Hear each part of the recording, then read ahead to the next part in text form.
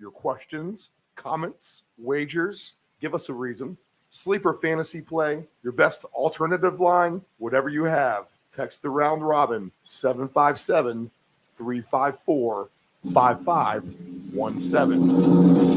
Oh, say can you see by the dawn's early light what so proudly we hailed at the twilight's last gleaming, whose cross nights and bright stars through the perilous fight o'er the ramparts we watched were so gallantly streaming, and the rockets' red glare, the bombs bursting in air, gave proof through the night that our flag was still there. Oh, take us that star-spangled banner yet wave, for the land of the brave and the home of the brave. This is the Deep End Broadcasting Network. You are tuned in to the Round Robin with Stephen Murray on Deep End Broadcasting.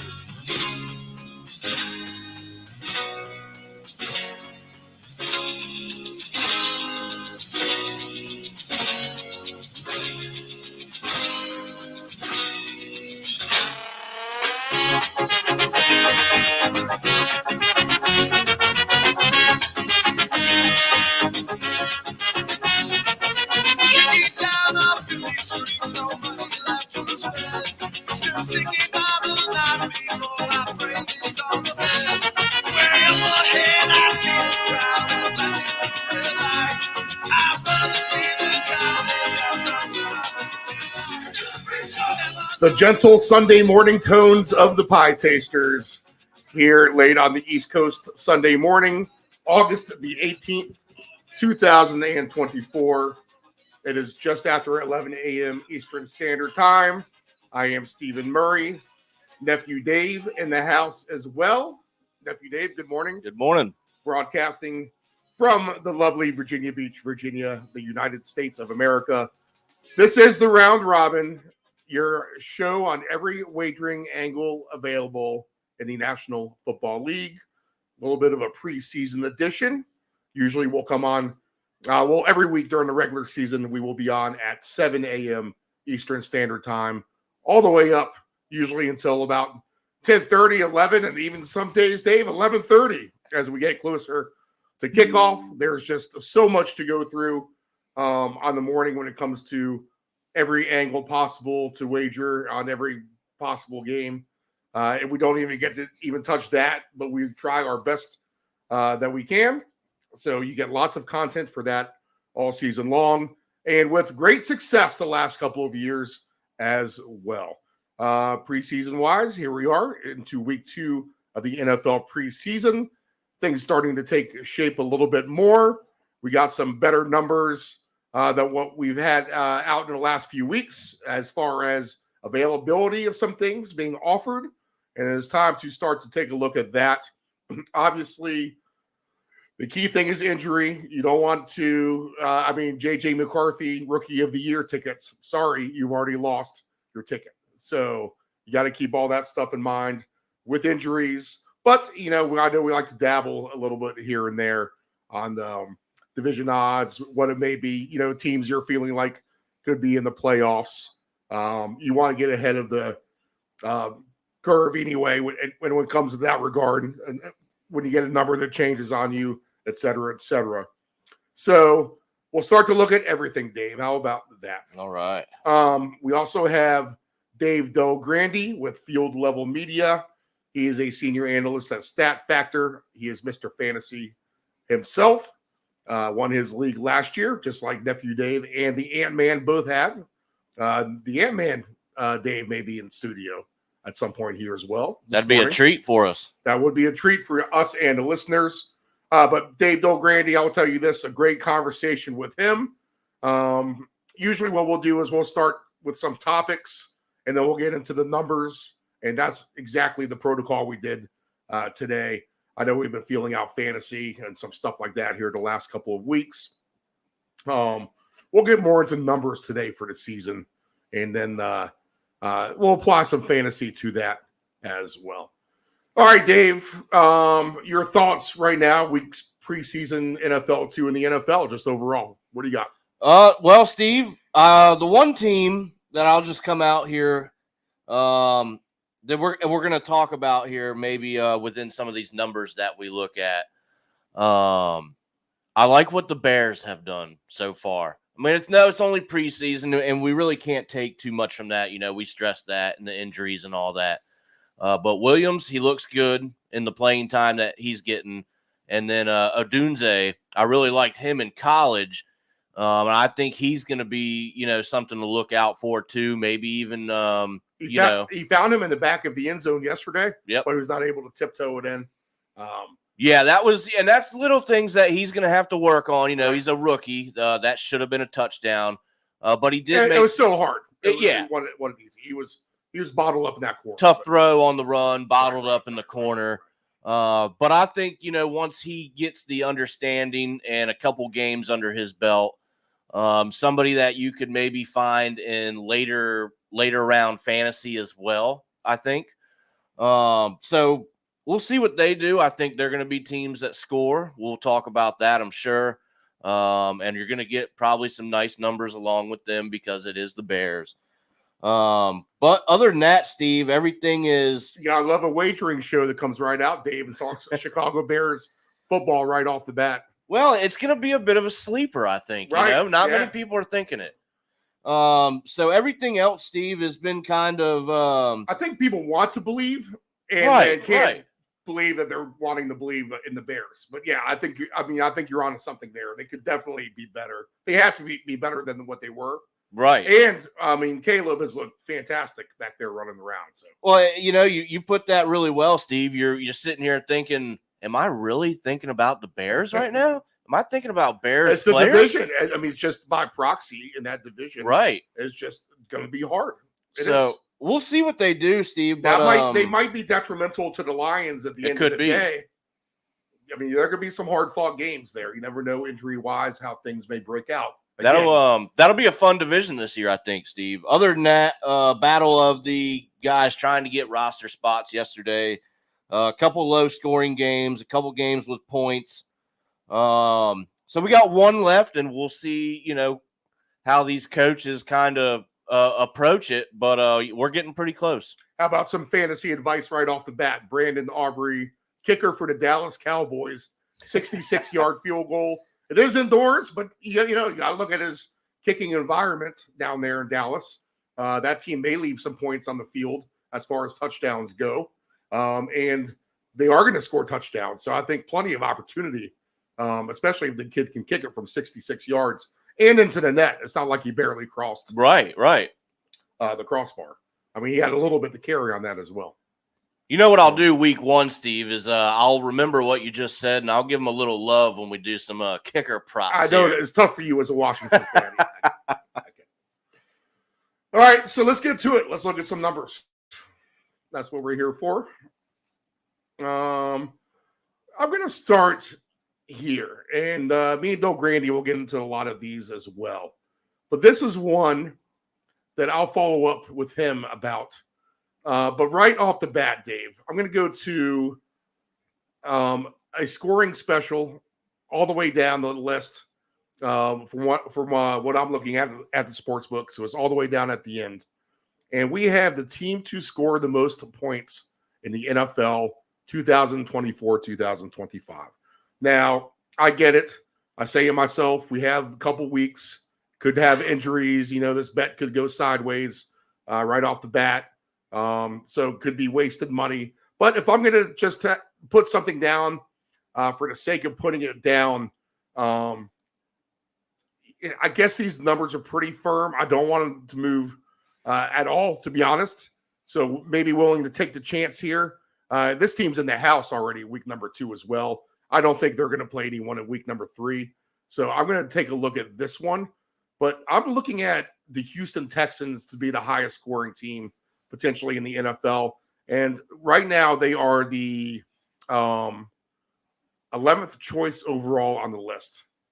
So from the top is 49ers plus 500, Lions plus 700, the Chiefs plus 750. You got to remember they won a lot of their games on defense last year. The Eagles at plus 750, the Cowboys plus 1,000, the Packers plus 1,400, the Miami Dolphins plus 1,400. You feel like they're a little bit underrepresented in that spot themselves. Buffalo Bills 14-1, Ravens 16-1, Bengals 20-1, Houston 20-1.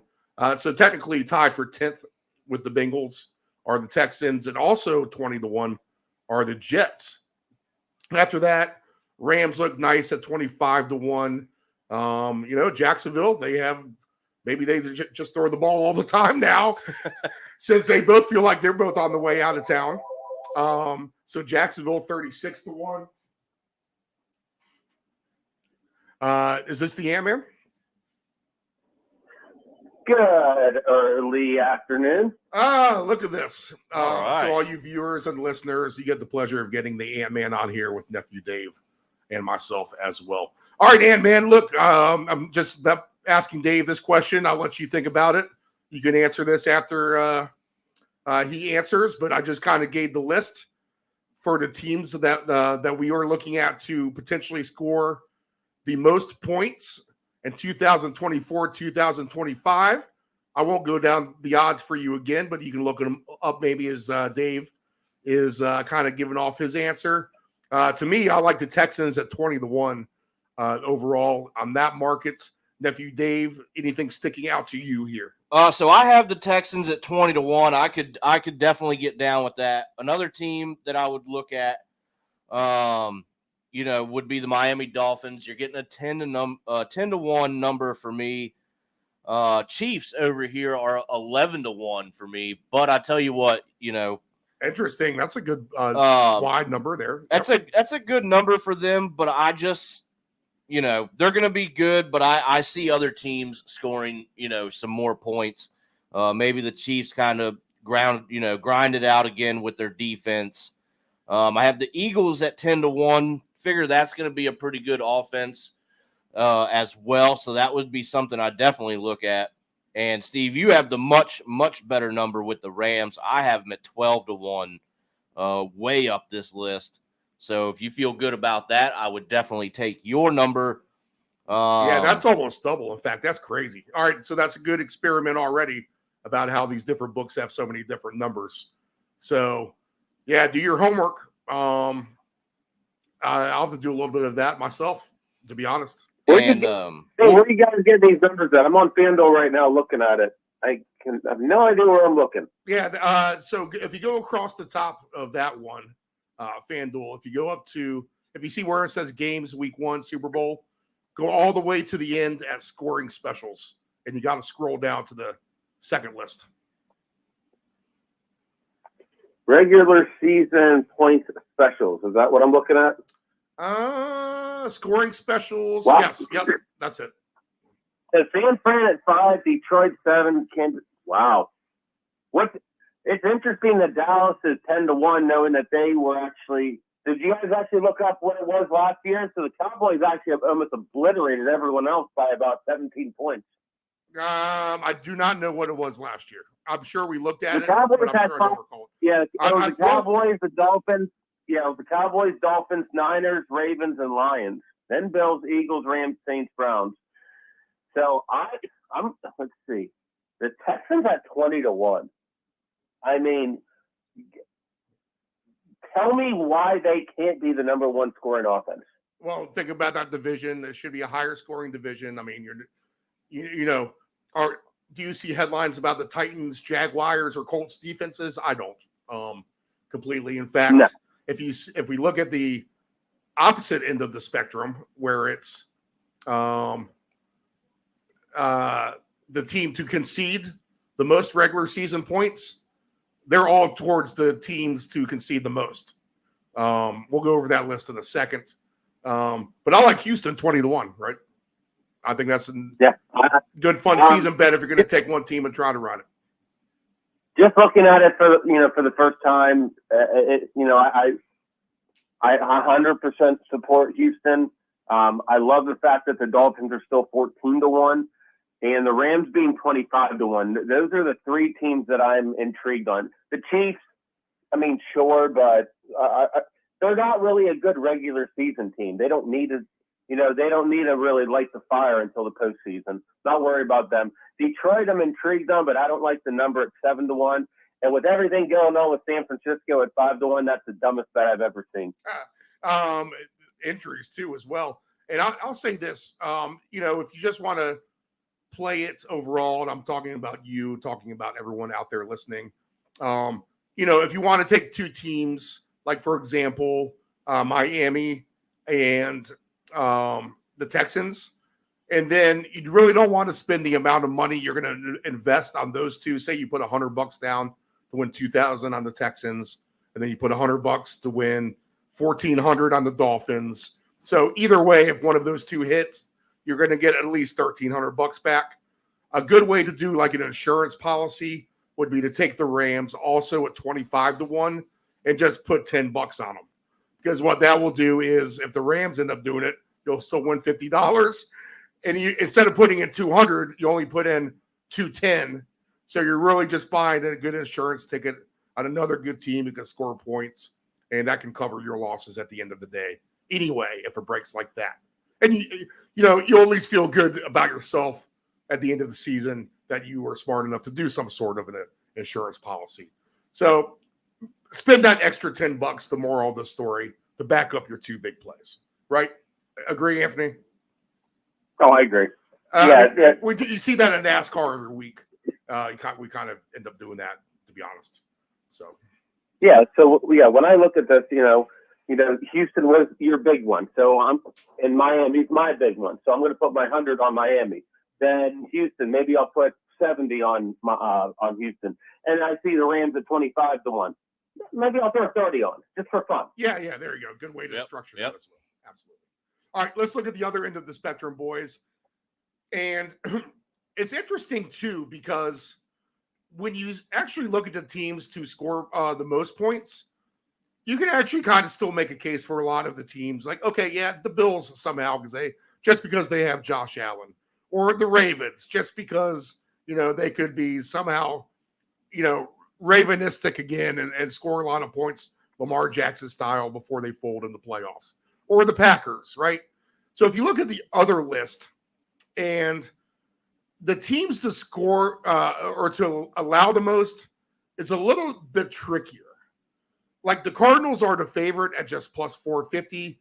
The Commanders are a plus 600. The Giants plus 800. The Broncos plus 800. Carolina plus 1,000. This is all to give up the most points. Jacksonville 14-1. I'll say a couple more just so you get the grasp of this. Tennessee 14-1, the Rams 14-1, the Packers 18-1. So what that tells me is that there's I don't really buy that those are the teams that could have the worst defense at any step of the way. It could definitely be somebody else, like a New Orleans at 50-1 or something random like that. But that being said, I want to go to the list of the teams that or supposedly have the good defense that shouldn't win this award. And if you look at this list compared to the teams who score a lot of points, you kind of question, wait a minute, is this team really going to have a good defense? See what I'm saying? Right. I'm kind of playing the full opposite role. So the 49ers are the team likely not. Well, there's 5 teams tied for it, so we'll group them all together. So this is telling me that these are the best 5 defenses in the NFL. San Francisco, the Ravens, the Chiefs, who are really good, the Jets, who were really good, and the Browns, who were good at times, because weren't they really bad on the road, actually? So the moral of this story is the list of good defenses is a lot smaller than the list of good offenses. And if you look at the week 1 over-unders, you have a lot of over-unders in the mid-40s, upper 40s. I just think we could see some points this year. What are your thoughts about that, David? Absolutely, Steve. And I would look at if we're gonna go by way of that, I would maybe look at somebody. It's just the two teams in my mind that would maybe give up the most would be either the Broncos or the Panthers is somewhere where I would probably gravitate towards. The Broncos. Okay, so the Broncos are, and in my mind, I think of them as being a decent defense, but yeah, plus 800 is saying nothing. That they are really, really bad. I don't know, Anthony. What are your thoughts on this defensive thing? Why not we go right back to the well and go right back to Miami? You know what? That's 50-1, honestly. And you're talking about a team who's going to, potentially be up by some big scores at times and kind of let off the gas a little bit, right? You're looking at a team that gave up 23, points a game last year. And if we're looking at all 32 teams, they actually finished at 22. So there were 10 other teams that gave up more. Obviously, all the stinkies. What I'm intrigued on with Miami is they actually did not get any better with defense. Their offense is still inclined. So why not? What if there's nothing more than shootouts? Exactly. What did the Bengals give up last year? About, if their defense, if they just suck or whatever. But what happens if they put up 48 points? Then their defense just gives up, and then they give up all those garbage time, scores. And then it's 48-31. Did they really actually give up 31 points? No, but they just didn't give a rip. Do you have the Bengals on that list? Do you have that list available of the teams? Cincinnati. So Miami was 22. Cincinnati was 20. So they were down there. They gave up 22. So they gave up a lot. And Cincinnati is 60-1. Almost on the same theory as well. I don't know about the Bengals, guys. A lot of people like them this year. And I do love Joe Burrow. I don't like him the as injury much. Concerns me coming back and the thinned out weaponry that he has as well. I feel like it's kind of, gone is Mixon, gone is Tyler Boyd. T. Higgins is on his way out at some point, right? Or did they re-sign him for 5 I think years? he's still there. He's franchised at least. I know that.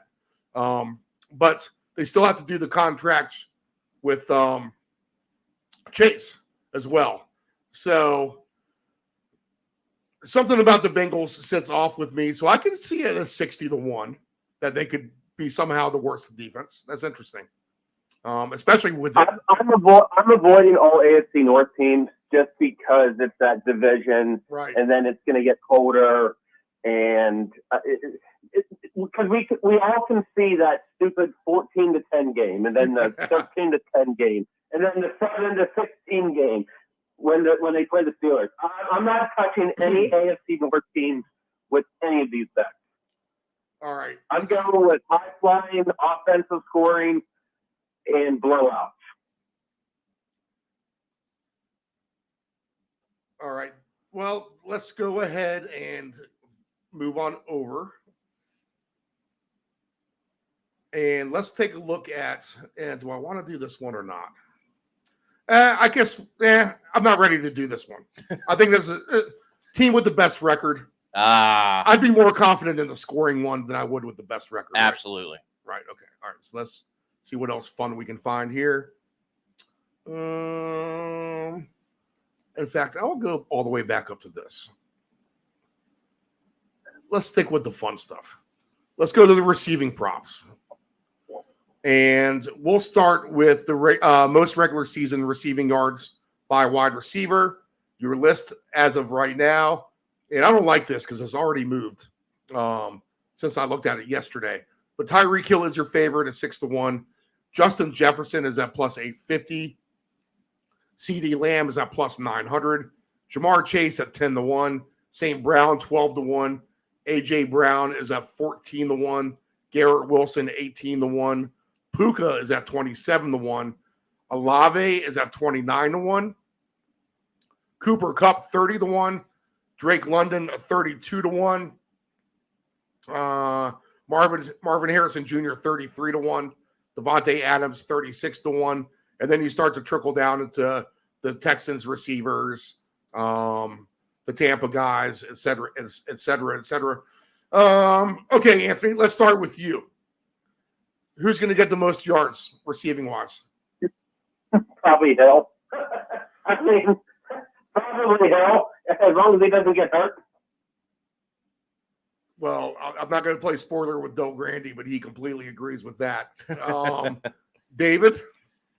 So I'm going to go with a little bit different feel here. One that, could maybe try and hang in there with Hill, which would be CeeDee Lamb for me. And then another one, we talked about it earlier. If it works out and Williams becomes what we think he could be, can either of you see a scenario in where DJ Moore has the most yards? You know what, Dave, when I was looking at this list and talking to Del Grande about it, DJ Moore kind of did stick out to me a little bit. He's going to be the number one target. What are the odds you have for him? For DJ Moore, 22-1. Okay, I'm looking at 50-1. Much better. What are you thinking, Anthony? In that scenario, if it's not Tyreek or CD, who could it be? Did I just hear 22-1 and then 50-1? Yeah. What books are you guys looking at? I'm at FanDuel. And I'm at the DraftKings. Well, stick with FanDuel if it's 50-1 then. I'll play that over there for sure. So with DJ Moore, so 1, 2, 3, 4, 5, 6. So he actually was 6th last year. So he had 1364, ranked 6th last year. That dude can he can go off at any given moment. And now they have weapons. Yeah, you still have Keenan Allen as the slot guy. You have this unproven quarterback who could just light an insane firework. But you know what? DJ Moore at those odds. I mean, I'd throw $5 on it. Do I think it's going to happen? No. But for those odds at 50-1, why not? How about this? Right in front of my eyes, it just dropped to 44-1. Really? People are jumping on They heard board. us. We're moving lines like crazy people already this year. Interesting. 44-1 now. Drops right in front of my eyes. Still very good, though. Anthony, who else was around DJ Moore in that receiving list of players 6 to 10-ish? So it went, actually, I'll just give you the list. So it went Hill, then Lamb, then Amon-Ra, then Puka, then A.J. Brown. So that's your top 5. Right. Then DJ Moore, Brandon Ayuk, Nico, Mike Evans, Amari Cooper, then Keenan Allen, who also plays for the Bears. Really? Okay, interesting. Ayuk's 50-1. Man, he was up there, didn't he? Wow. Nico, 40-1. Now, he benefited on a lot of injuries as well. You got to think about that. And he's going to have to share the wealth a lot more. Waddle, 40-1. DK, 55-1. I just can't get behind a Geno Smith giving a guy a ton of yards. I want to see Sam Howell in there. I think, yeah. I think that Seattle would be their better option. Okay. How about the rookie receiving yards? Let's take a look at that one. Okay. The rookies are plus 150 for Harrison Jr., Malik Neighbors plus 350, Xavier Worthy, who got a touchdown yesterday, plus 700, Roma Dunze, 12-1, Lad McConkey, 12-1, Brian Thomas Jr., 16-1. Del Grande likes him as a sleeper. Keon Coleman, 16-1. Ricky Pearsall, 30-1.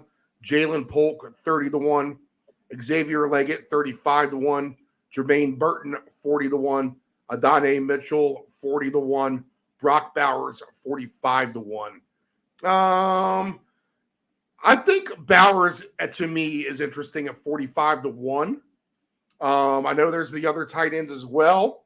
I know you're talking about Raider quarterbacks. Coleman looks very intriguing at 16-1. I find it interesting that he's actually that low, considering the Bills are missing over 300 targets from last season. With Diggs gone, with Gabe Davis gone, Coleman and Shakir, players like that are going to have to pick up the slack. I mean, there's still going to be throws. So Coleman at 16-1 is an interesting one.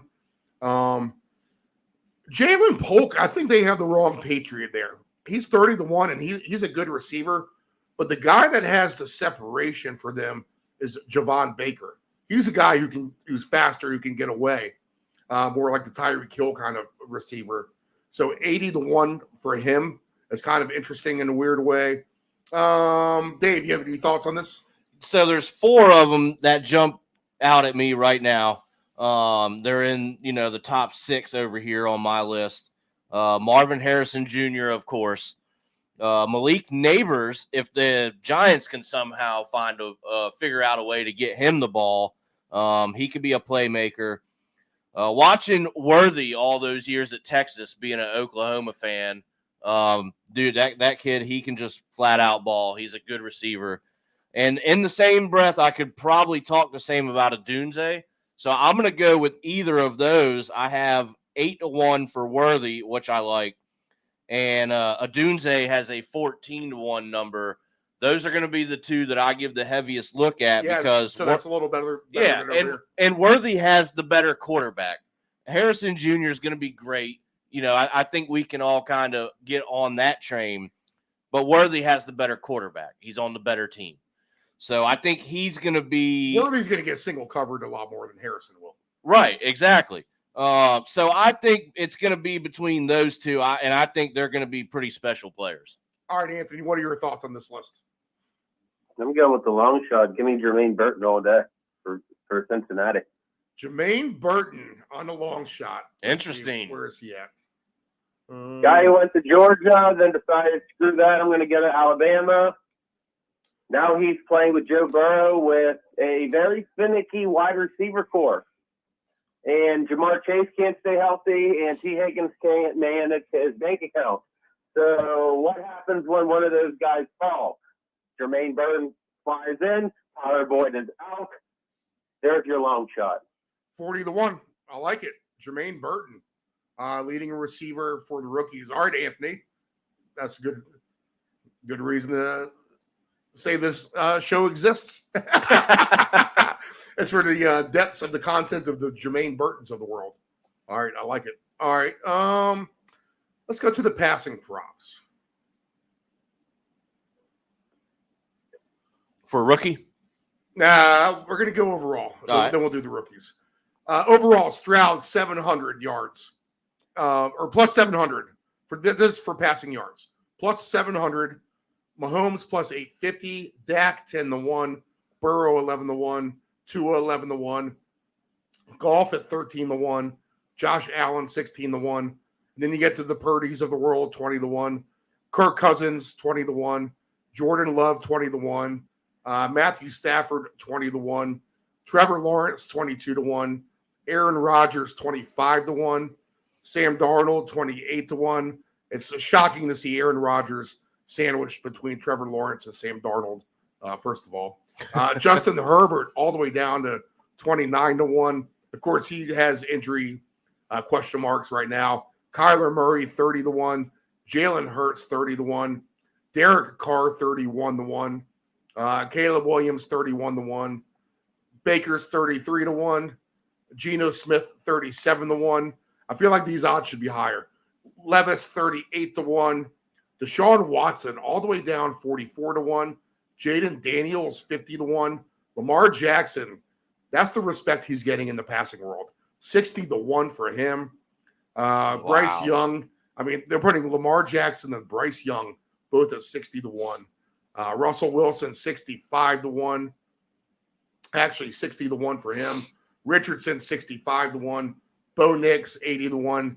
Daniel Jones, after 2 interceptions yesterday, 90-1. Gardner Minshew, 110-1. And Drake May, 120-1.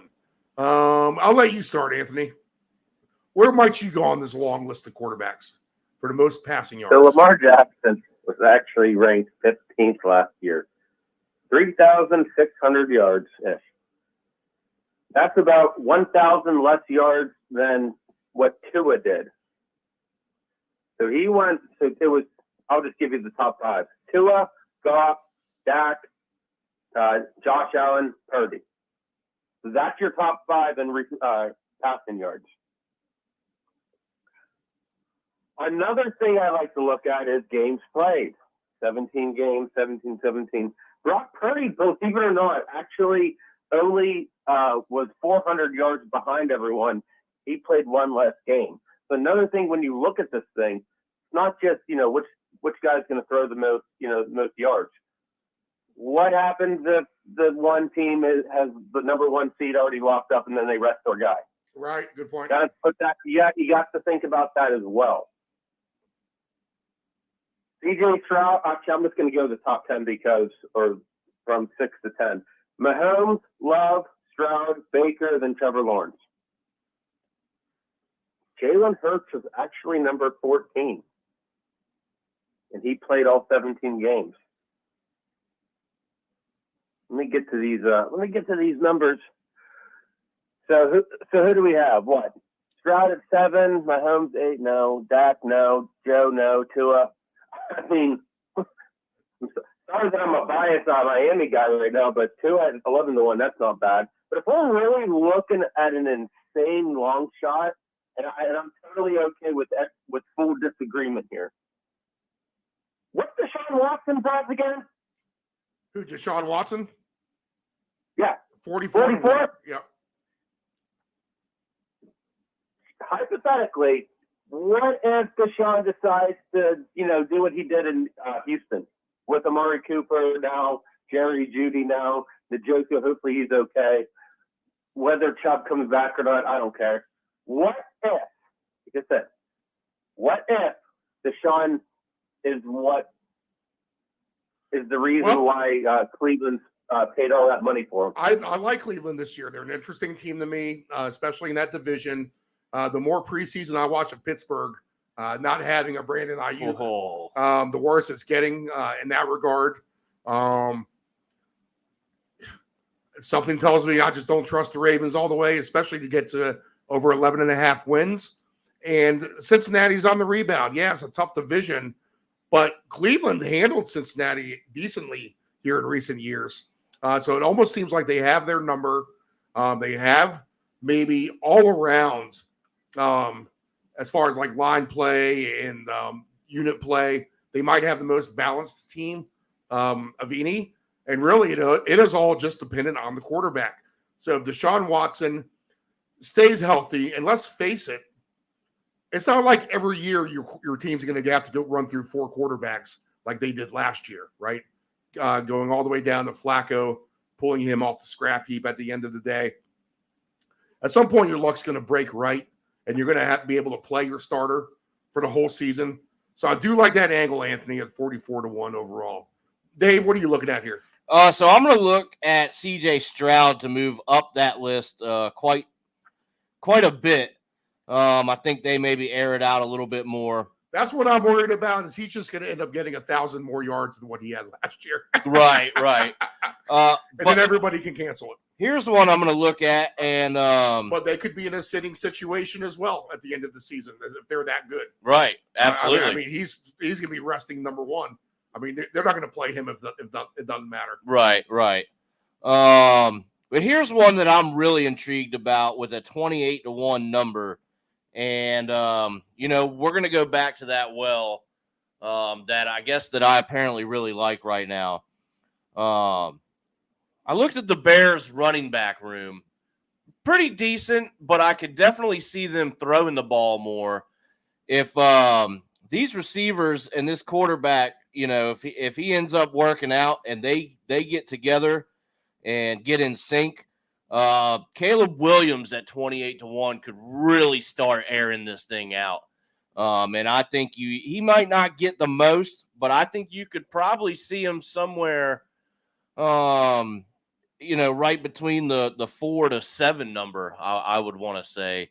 But at 28-1, to give him a shot at that, I think I'm okay with that number. I like that as well. I see 31-1. I just like their weapons. I'm going to keep it in the same division. And I know this is a tough division. Maybe why this is going to maybe some of this stuff doesn't happen at the end of the day. But I'll fully expect the full season to play out for Jordan Love. I'm only getting 20-1. I wish I was getting 25-1 or something like that. But again, he just has all the riches at receiver. I mean, I think they just kind of mirror the Texans team so much, to be honest, in a way.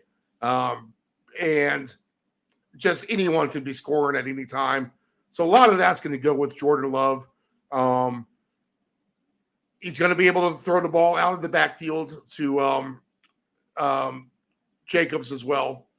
So give me him, but I'd like a little bit better number than 20-1. Where did he end up on your list last year, Anthony? Probably not too good. Who? Jordan Love. Let me take a peek. I was looking up other things. Hey, what NFL? Where did I want to say he was 7th? And yeah, he was 7th. And it's funny. It's like he didn't peak until the second half of the year. How many games did he end up And playing? now you, yeah, and you know, Jaden Reed. Now you have, what's it?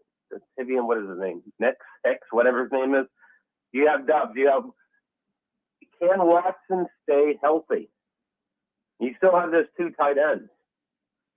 And Josh Jacobs is, you know, he's there. Aaron Jones isn't there anymore. So, you know, that's the one thing I worry about with Love is that he really doesn't have his, you know, he doesn't have Aaron Jones anymore, the guy he can throw a pass to. But you have 4 pretty damn good receivers. You have 2 pretty good tight ends.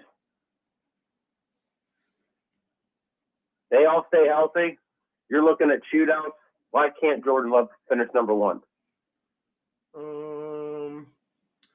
Rookie quarterback passing. There's only 5 of them listed. I've got Caleb Williams minus 145, Jaden McDaniels plus 260, plus 440 for Knicks. May is 21-1, and Michael Penix Jr. 55-1. I guess you're just throwing money away unless Kirk Cousins goes down. I'm not laughing at that, but right. But you know, it would take game 1 for that to happen. I don't know. It looks like it's a 2-horse race to me, to be honest, with Williams and Jaden Daniels. I won't get invested in this market at the end of the day. There's not going to be a big enough payout to get me tempted. But what are y'all thoughts? This show is not made for who are we going to bet at minus 145 and plus 125. Well, how about Right. How about this? Fantasy-wise, if they're both available, which one are you drafting? When it comes down to time to draft quarterback number 2 or whatever you're doing.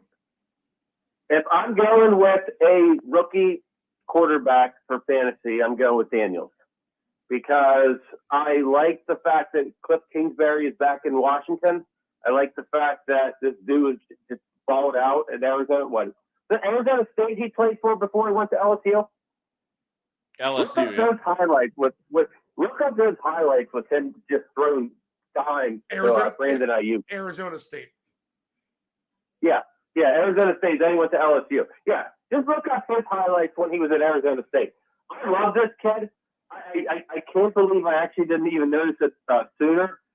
But what he did at LSU with Thomas and Neighbors, that's one thing. I'm talking about going back to Arizona State with what he did with Ayuk. How is this dude good?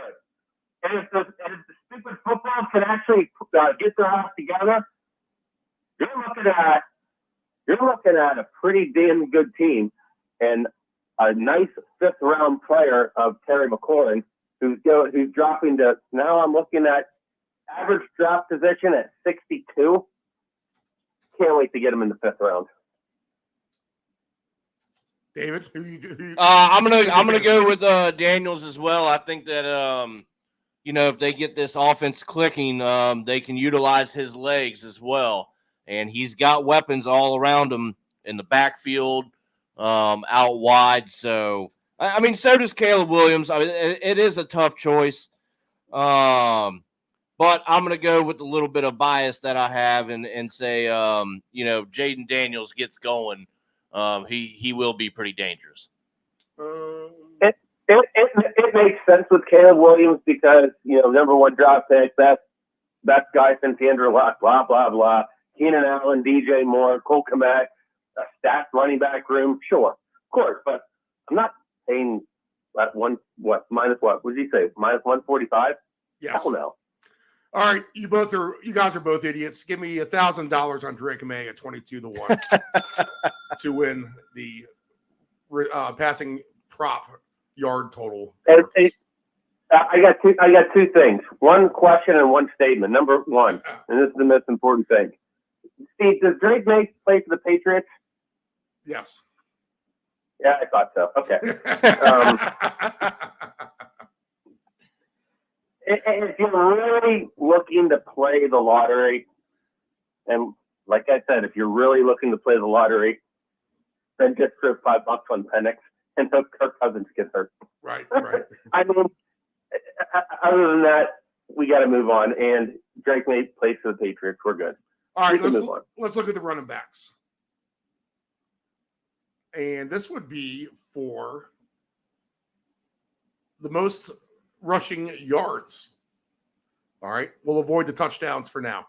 McCaffrey plus 650, Jonathan Taylor 8-1, Breece Hall plus 950, Saquon Barkley 11-1, Bijan Robinson 11-1, Derrick Henry 12-1, Kyron Williams 16-1, Isaiah Pacheco 23-1, Travis Etienne 24-1, Josh Jacobs 24-1, Devin Achane 24-1, James Cook 26-1, Kenneth Walker III 26-1, Zamir White 29-1, Najee Harris 31-1, Joe Mixon 31-1, Montgomery and Gibbs are both even at 31-1.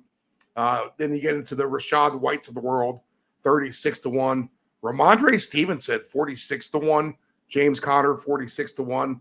Lamar is on the list. Lamar Jackson, 49-1. Aaron Jones, 50-1, is an interesting one to me, actually, in a way. Javonte Williams, 50-1. And then it starts to drop off after there. I'll start with you, David. Any one of these running backs sticking out with you right now? Yeah, Steve, I was looking at this one before we got going, and to me, this is a tough one. I mean, you've got some names out there that obviously we all really like in Saquon and maybe even Henry in that regard, but are they going to get canceled out? They both have quarterbacks there that can run themselves. So, they're going to keep that in mind on those offenses. So I think, maybe guys like that, yes, even though they are who they are, again, maybe they get canceled out. And I think that's probably something to stay away from. If I'm going to go with anybody here, I think I'm going to go with either Breece Hall or Bijan at 12-1. All right. Breece Hall, a popular pick amongst many to have. I don't have any running back receiving yard props because he would be on that list towards the top as well. But all-purpose wise, we expect a lot out of him. Bijan as well. Anthony, where do you stand with these guys? Well, look what happened last year. So it was McCaffrey in a runaway, right? Yeah, it was McCaffrey. But let's just say he gets dinged up, or the 49ers not fall apart, but let's just say he's not as dominant. Which guy is going to, push him, for this crown? And I'm looking. Let's see, McCaffrey won, Derrick Henry, then Kyron, then James Cook. Believe it or not, I think then DeAndre Swift. He's now in Chicago. James Conner, Najee Harris, and by the way, I don't know if you're watching that preseason game. I know Jalen Warren got dinged up, and actually, never mind. They look terrible. Did you guys watch? By the way, did you guys watch that game? Yes. I've never seen more misery in a preseason game by two starting quarterback caliber players.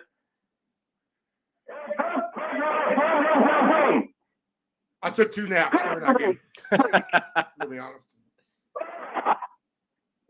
Stop just thinking about the preseason game against Buffalo. Anyway, I know. Thanks, Kevin. I think Kyron Montgomery. Williams might get counterfeited, Anthony. I'm not so sure Blake Corum might be his touchdown stealer for Kyron Williams this year. So I'm going to avoid him fantasy-wise and in any kind of markets with the Blake Corum, the Michigan running back. I'm in a predicament with my hometown league. Do I take Kyron Williams in the second round? Do I take Cup in the second round? Blah, blah, blah. I would like a Ram. I just don't know which Ram I want.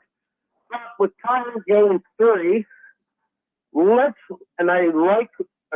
have a point with this because Dave said Breece Hall and Bijan.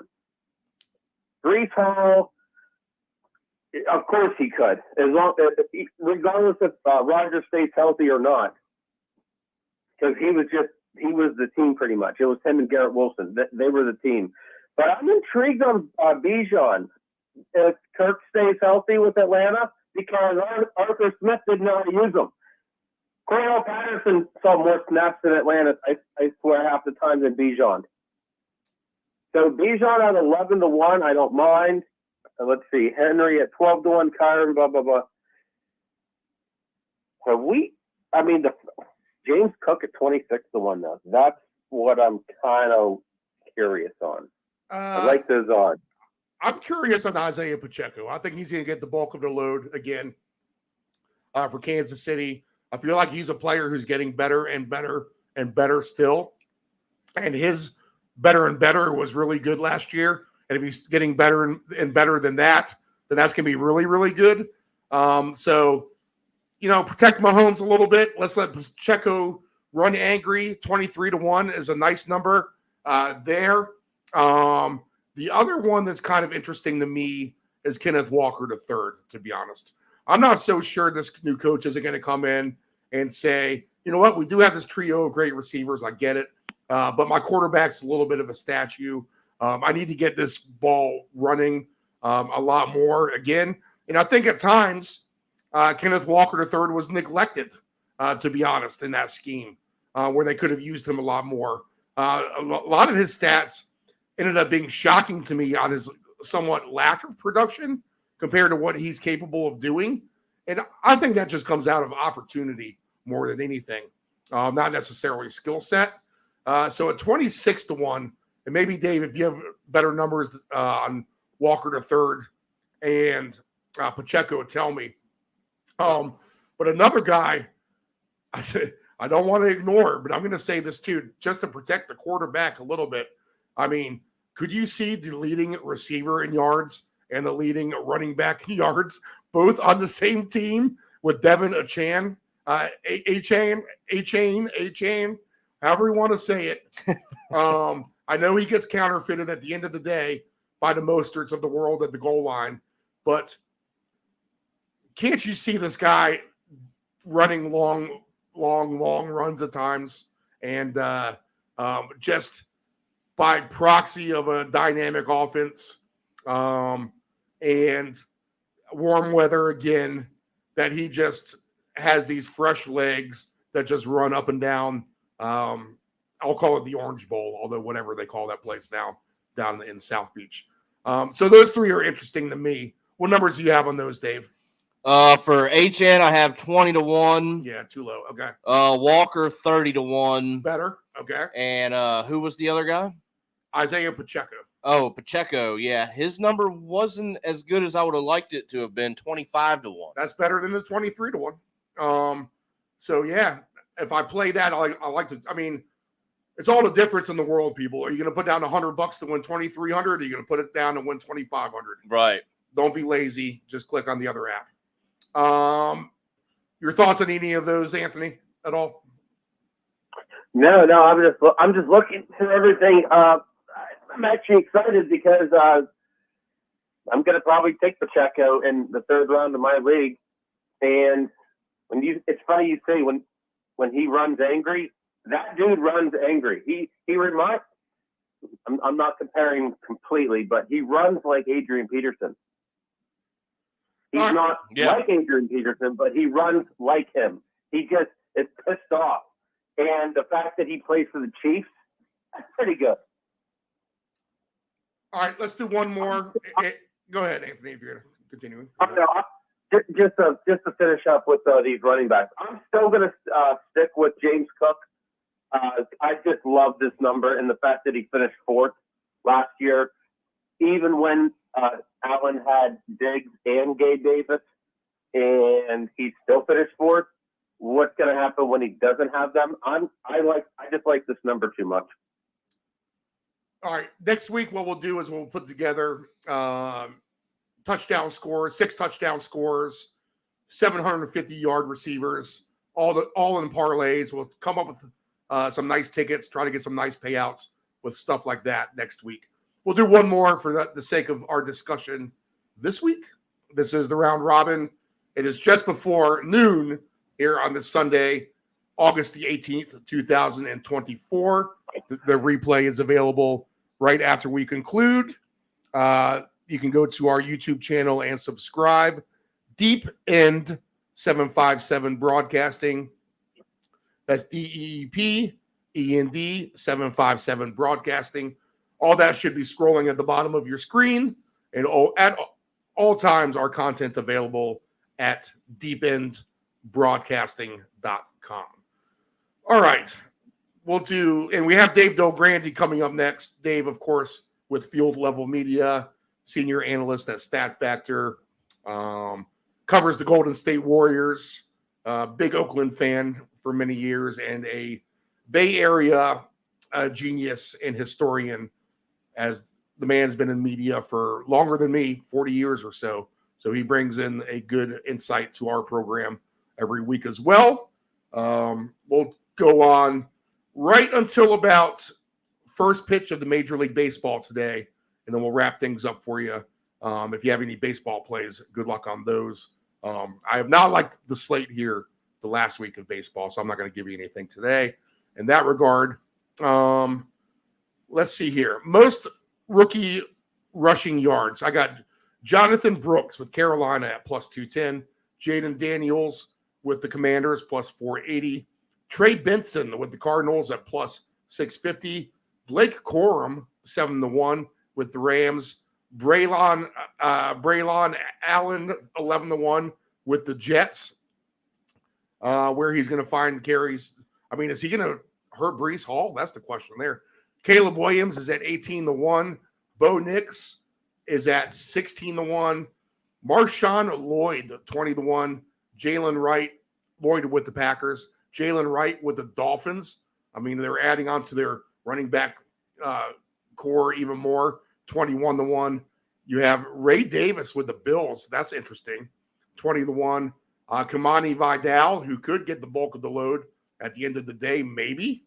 With the Chargers, 24-1. Bucky Irving with the Buccaneers, 24-1. Will Shipley with the Eagles is 47-1. Interesting list. It's a tough one to dissect. I mean, is there any reason why Caleb Williams can't win this at the end of the day? Right. At 18-1, to be honest. There's Jaden McDaniels at plus 500.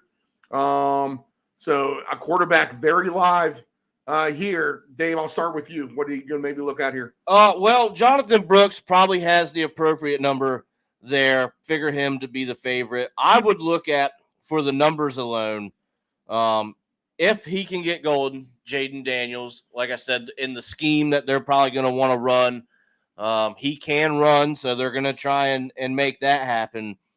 But the one I think I really like is Blake Corum, 11-1 over here with the Rams. If he can find himself some playing time, I believe that's the kid from Michigan, and he can run, man. He can run downhill. He can come right at you. He's an angry runner. He's an angry runner, and like I just said, if he can find himself some solid playing time, I would give him a strong look with that bigger number. I'm high on that as well, and a lot higher on it at 11-1 rather than 7-1 from what I see. Anthony, what about you? I really feel that we should stop with this because I don't think Steve has scrolled all the way to the bottom, and Drake May is actually one of the candidates. Yeah, right. I know, yeah. So we should just get off of this before he accidentally does something stupid. Jonathan Brooks, sure. If he was playing. That dude's not coming into the NFL until maybe week 4 at minimum. Dude tore his ACL in November last year. So he's not playing for 4 or 5 weeks. So I'm throwing, I don't know why that number is even 210. Sure, if he wins, shame on me. I'm not putting money down on a guy who's not playing for literally a quarter of the year. I'm looking at Dave, this Blake Corum guy. I really have a hard time disagreeing with this because with Sean McVay's offense, what does he like more than anything?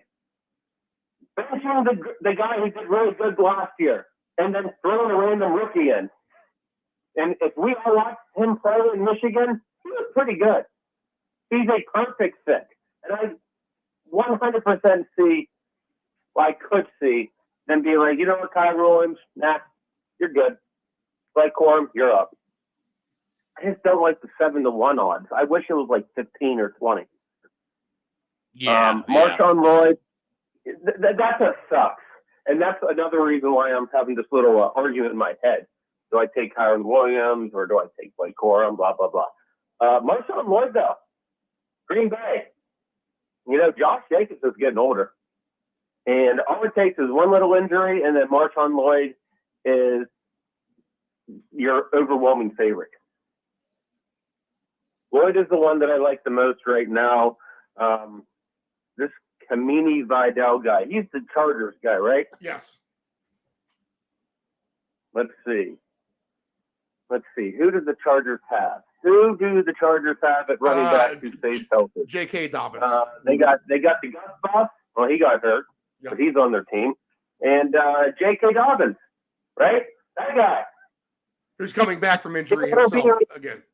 Yeah. Yeah, and if we see him start week 1, it'll be a medical miracle.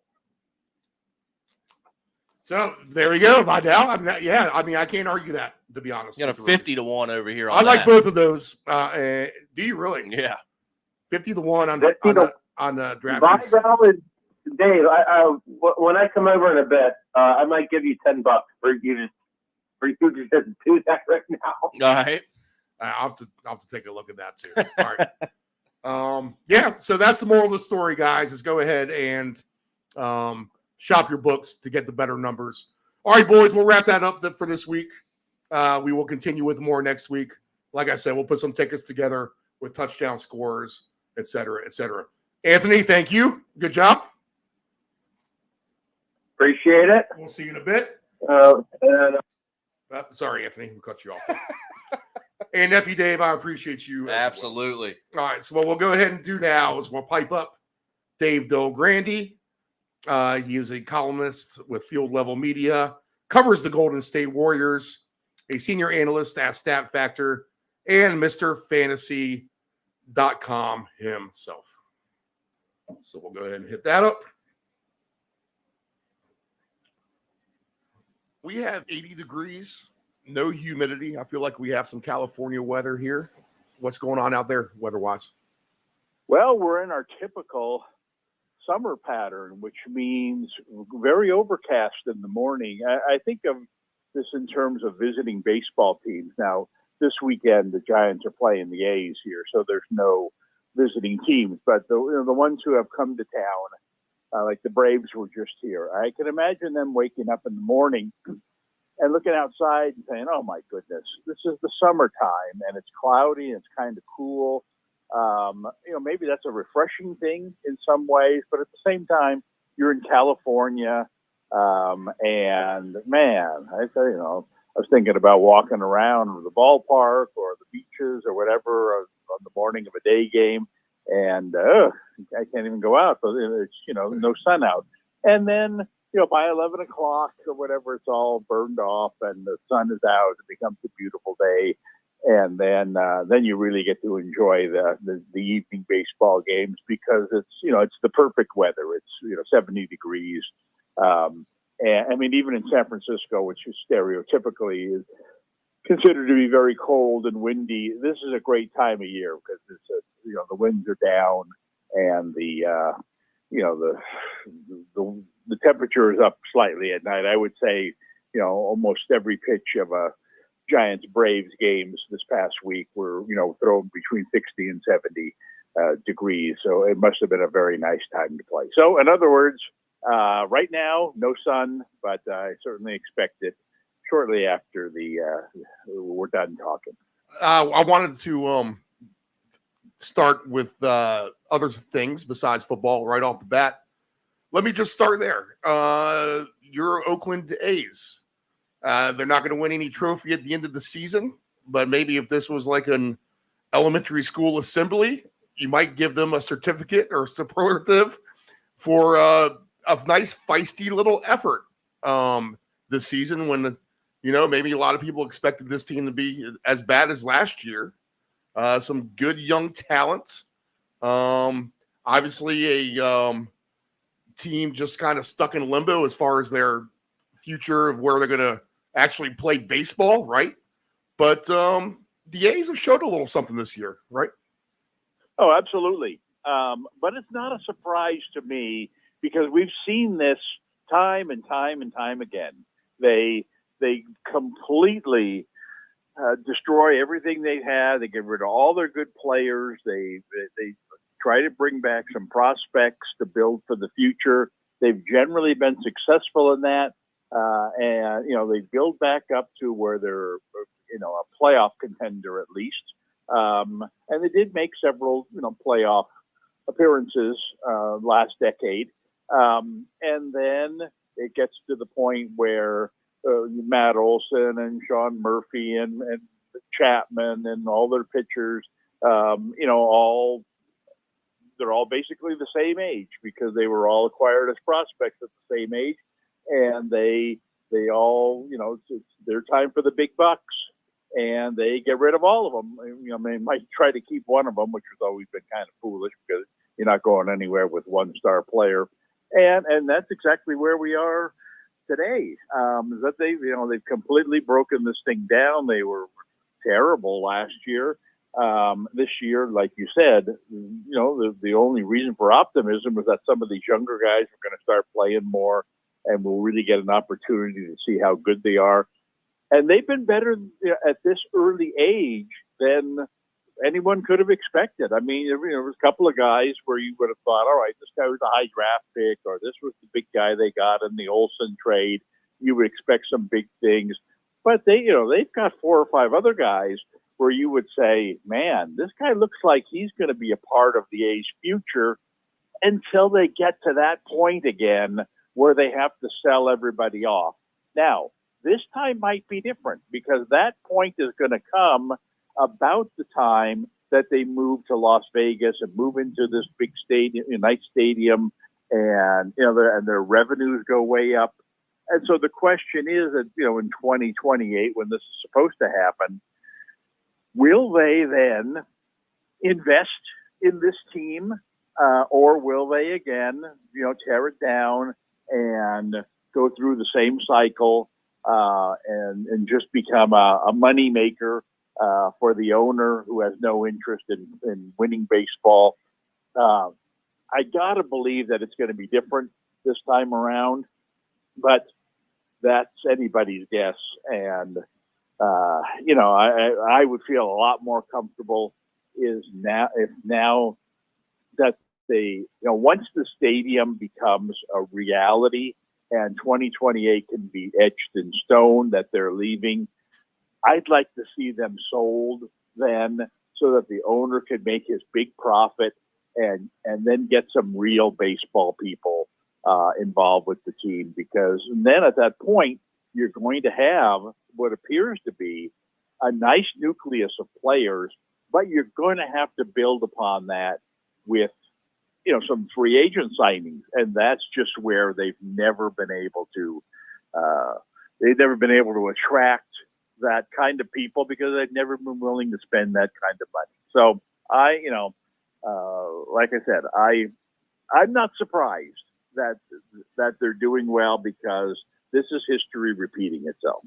Okay, let's keep it out there in the Bay Area. You got to cover Steph Curry, obviously, in the men's team. They win the gold medal in the Olympics. I'm going to go ahead and print out. I don't know if you saw the picture or not, but you probably have. But it's the shot of Curry shooting the ball over Wemby, with Wemby kind of in a full straddle stretch trying to block it. And he's like nowhere near actually getting the ball as Steph lofts it over his head for a basket. Iconic photo kind of in a way. Just simply speak of the greatness of Steph Curry. And you get the luxury of getting to watch him all the time out there. Yeah, and it's something that most of us, and I'll put myself on the list, really take for granted. Yeah, that was kind of part of the question, really, to be honest. Yeah, I mean, but you watching him at the Olympics, you see what frustrates Warriors fans who have set a very high bar. And even in the last game, this happened, pretty much every game. But even in the last game, for 3 quarters, he was borderline terrible. He throws sloppy passes. He's got the ball being stolen from him by some second-rate European point guard. He's missing 3-pointers. It's like, man, this guy's gotten old. But what he's retained is that ability to get hot. And when he gets hot, there's nobody like him. I mean, it's one thing for him to have made, those first 3 shots he made down the stretch, which were critical in the USA team winning. But then that 4th one that he took, where he wasn't even looking at the basket. You talk about the iconic photo where you see Durant and LeBron in the background with their hands up saying, I'm wide open. And Curry's got 2 guys guarding him, including Nicholas Batum, who's 6'8". And he didn't even look at the basket. He gets it, he kind of throws it over his head like, you got to be kidding me. We got a chance to really ice this win. We got 2 of the best players of all time wide open, and you're doing a heat check with 35 seconds to go in the gold medal game, and he makes it. And it's like, oh, nobody in the world makes that shot. And it's part, again, it's part of his lure. He's done this so many times, but unfortunately, especially now as the team last season, as the team wasn't as good as it had been in previous years when they're winning all these championships, there's more onus on him to have those flurries every night. And you come to think, okay, when's it coming? Oh, he's here he goes. He made one. He's going to make 5 in a row. And then he turns around, he misses the next one, or he throws a goofy hooked pass that goes right to the other team. He's gotten to the point where he can't single-handedly lead the Warriors to where the fans want to go, or we're so spoiled, we're used to seeing them in the finals or winning championships. And unfortunately, this season they haven't really brought in anybody to help him. And so I am not optimistic on where this season is headed. But part of that is him. I mean, like I said, you see this a lot with big time major league pitchers, Verlander, or these kinds of guys, where it's like, okay, Verlander's pitching tonight, we get a shutout, we win, let's move on to the next game. And then he goes out and he allows 2 runs, and they lose 2-1, and it's like, oh man, what happened to Verlander? Well, he allowed 2 runs. You're disappointed. Well, that's kind of the way it is with Curry. We're used to, he made 6 out of 12 threes tonight, but now it's more like he makes 4 out of 12. And in a time when the Warriors need 7 out of 12 out of you now, and you're going in the other direction. So it's been great, but I fear that the fun times are coming to an end. Yeah, you pretty much answered my follow-up. I mean, this is his most challenging season yet, right? Coming up? Yes. It's going to be interesting this year to see, presuming they don't make any more moves, and which is kind of late in the game here to be making any moves. But they really have a team that's going to be focused more on him than ever. I mean, they have a nice what could be a fun team to watch, kind of scrappy. They brought in some, more defensive-minded, athletic type guys. They've got pretty good depth, and so I think they're going to turn into, the Memphis Grizzlies here, it's going to be different. It's going to be kind of fun to watch because they're going to be playing differently. But I don't see how they're going to win half their games unless Curry just turns back the clock 3 or 4 years, and that doesn't appear to be in his future. So it's it's still it's like I said, it's going to be fun to watch in some ways because we're not used to the Warriors playing this way, and when you play this way and you win, then oh man, I got my money's worth tonight. That was kind of fun. We're stealing the ball, we're dunking, we're running up and down, we're playing great defense, but it's not the way that they've been winning, and I just don't I just don't see a happy ending here. Jokingly, maybe they should trade for Brandon Ayuk at the end of the day. So where do we stand on that? I've completely lost track at this point. It's something different every day. Obviously, from what you said in the previous weeks, obviously it's the money. No one wants to pay the receivers anymore. But where are we at with this Ayuk thing at this point? Well, you said it. We talked about this last week, and I would say the exact same thing this week is that nothing has changed. I mean, you've got the ups and downs of Brandon Ayuk. The Steelers, they've agreed to a deal with the Steelers, and the Steelers have agreed to how much they're paying him, and all now is Ayuk has to sign off on it. And then nothing happens. And then the next day, the coach is optimistic. You hear, he's met behind the scenes with Shanahan. He had a really nice talk with him. And it's completely swung 180 degrees. And you think, oh, man, there's going to be an announcement by the end of the day. And then nothing again. And it's dizzying. And where are we? We're in the exact same spot we were last week when we were saying it was dizzying. It gets to be one of those, Disneyland rides where it's like, you know what, this was fun for 30 seconds, but now we're, can we please get off? Because, I'm about to throw up. And so, I said last week that the more this thing plays out, the more likely it is to me that he's going to return to the team. But it's just not happening. And every time I say that, the next piece of news is, rumors are he's out of there. And I think, oh boy, okay, I'm wrong again. And then 2 days later, it appears that, I'm right again. And, I'm tired of it. And that said, we're still 3 weeks away, right, from the first game. So there's really no urgency in my mind for him to make a decision right now. Clearly, he wants the best of all worlds. I think he'd love to get out. I think he wants to be, more wanted, wants to be the clear-cut number one guy, the number one reason why a team's winning.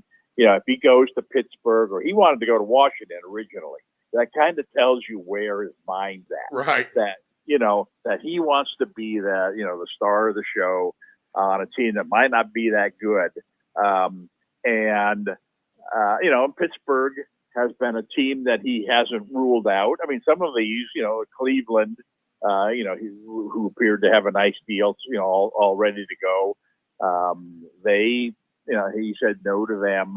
And it seems that he's got the cold feet regarding Pittsburgh, even though everything appears to be set there. So they need him. Yes. And they'll probably overpay for him because they need him. Right. Well, but that's the thing, is that the 49ers supposedly are offering like $26 million a year. And I think the top end, Washington offered 32 or Cleveland offered 32, something in that range. So we're talking about, between $4 and $6 million a year, which is a lot of money to me and you. But to someone who's making 26, is it really a reason to give up on? I'm playing for the best team. They're the favorite to win the Super Bowl. I'm one of their top players. Seems I don't know. I mean, seems to be happy enough here. Like this is going to be a great situation. It appears for years to come. Do you really need that extra $6 million to go to a Pittsburgh or go to a Washington where, the goal is kind of, let's if we get into the playoffs, we'll be happy. So, I don't know. I mean, like I said, it's kind of sounds silly that all we're talking about is $6 billion. Well, that's a lot of money. I truly understand that, but there's all, what's the price on happiness, on winning Super Bowls, on that kind of thing, parades down Van Ness Avenue. And that's, to me, I can't relate, so I have no idea why, he thinks he needs 32 rather than 26, but it's, far from it from me to say it's a poor choice on his part. All right, an avenue. Let's go to the NFL. An avenue that I'm completely afraid to venture down at this point is really anything preseason props. I mean, if you have a JJ McCarthy ticket for Rookie of the Year, it's done. I mean, it's already a loser, right? And that's the whole injury thing that we've been talking about here for a couple of weeks as well. And the injuries seem to be piling up. I feel like the Bills are right back in the position they were in last year with their defense. If they've had a couple of defensive players hauled off at this point, questionable to return anytime soon. So with all that being said, let's just look at a few random things here. And I know you hate some of these because if, like you said before, if you equivalent it to a horse race, you're just not getting the proper payout at the end of the day. But for the sake and fun of things here, for preseason props, let me start with the team to score the most points on the season. If you want to have some fun there, one sticks out to me, and they are really, let's see here, 9th, 10th. They're the 11th choice on the board, and that is Houston at 20-1 odds. Houston is below Cincinnati. They're below Baltimore. They're below Buffalo, Dallas, Miami, understandable to be above them. Green Bay, understandable somewhat to be above them, but I would almost see that as a push. Packers at 14-1. Eagles, Niners. Niners are the favorite at 5-1. Lions and the Chiefs, who didn't score a lot last year. The Chiefs are your third bet. But I like the Texans at 20-1. If I'm going to get down on anything on that list, is there a team that sticks out to you to be the highest scoring team this year? Well, that, I agree with you. The first team that came to mind when you mentioned this was the Texans. But then when you said, but they're the 11th choice, well, that can't possibly be the Texans. I mean, they've got to be one of the top 5 choices. Sure enough, you were talking about the Texans. I think that they've really, really got a good thing going offensively this year. You also have to take into account, the division that they're in, and then there's no heavyweights in there. I mean, I can see very high scoring games when they play Jacksonville and when they play Indianapolis. And then even Tennessee this year is a different type of team that could be more of a high scoring team. So I don't see I see the division thing being a plus. And of the teams you mentioned, the teams that come to, Miami to me would be the competition. Miami has the potential to be a really, really high scoring team. They were at times last year, but they were also disappointing at times last year. And so much of that falls upon the quarterback. But Miami, I mean, even, Miami's running backs. Oh my goodness. I mean, we got a track team, right? And then of course we got Tyrone Hill, we've got Hill, who's, thinks he should be the 100-meter Olympic champion. So you've got You've got a touchdown ready to happen on basically every play when they take the field. They'd be the team I'd be most scared of. I think Detroit this year also has a chance to be very, very high scoring. Not that they try to be necessarily. I mean, they're not a team that throws the ball down the field, does crazy things, but they find a way to. It just seems that every time they have the ball, they're scoring points, they're getting field goals, they're scoring touchdowns. They got this two-headed running back monster. They've now, I mean, if Jameson Williams can come in and be the deep threat that they haven't had, they've got a great wide receiver. They got a great tight end. They got a pretty darn good quarterback. And they're in a division now where not only is you would expect a game against Green Bay to be a shootout, but now Chicago has kind of like Tennessee, but to a higher degree. Chicago has become a team now that you're going to need to put big points up to beat. And of course, Minnesota, who knows what to expect of them with the quarterback out, but over the years they've been another one of these very high scoring teams. So Detroit in their division, I think could score a lot of points. Those would be my top three, but I'm with you. I put Houston right at the top of that list, especially at that nice price. Bears 40-1. I'll just mention them since you brought it up. Let's see here. Anything else stick out to me, really? Rams 25-1. Here's what sticks out to me, Dave. And I don't know if you've really looked at the week one spreads, in particular the over-under numbers. I don't recall a season starting where these over-unders are so elevated to where they're at now. I mean, we have a lot of games in the upper 40s slated. And when I go down the list, I'm like, yeah, even in the week one, rusty offense, et cetera, I could see that. And the reason why I'm seeing it is the list that I'm looking at now for the team to concede the most regular season points. And not the favorites, but the teams that are paying off the biggest odds, like the 49ers are like 100-1. Obviously, they're going to have a good defense. The Chiefs, good defense, we think, after what they did last year. The Jets, we're assuming, I guess they're going to be a good defense. But this list is very, very thin of teams that I can really say, yeah, this team's really going to have a good defense. In fact, there really isn't a list. I mean, you need several teams to be able to create a list. And I'm just not seeing it. So that being said, could you see defenses being down, offenses being up, more points being scored just in general overall? Absolutely. And I think that, one thing that you mentioned, I mean, the three teams you mentioned there, who I agree with you would think would be three of the better defenses in the league, the 49ers, the Chiefs, and the Jets. They're all good offensive teams. Now, the Jets haven't been, but with Rodgers in there now, and they've made some other upgrades on their offense, they're no longer this team that has to have a good defense in order to win. Kansas City's kind of been this team over the years.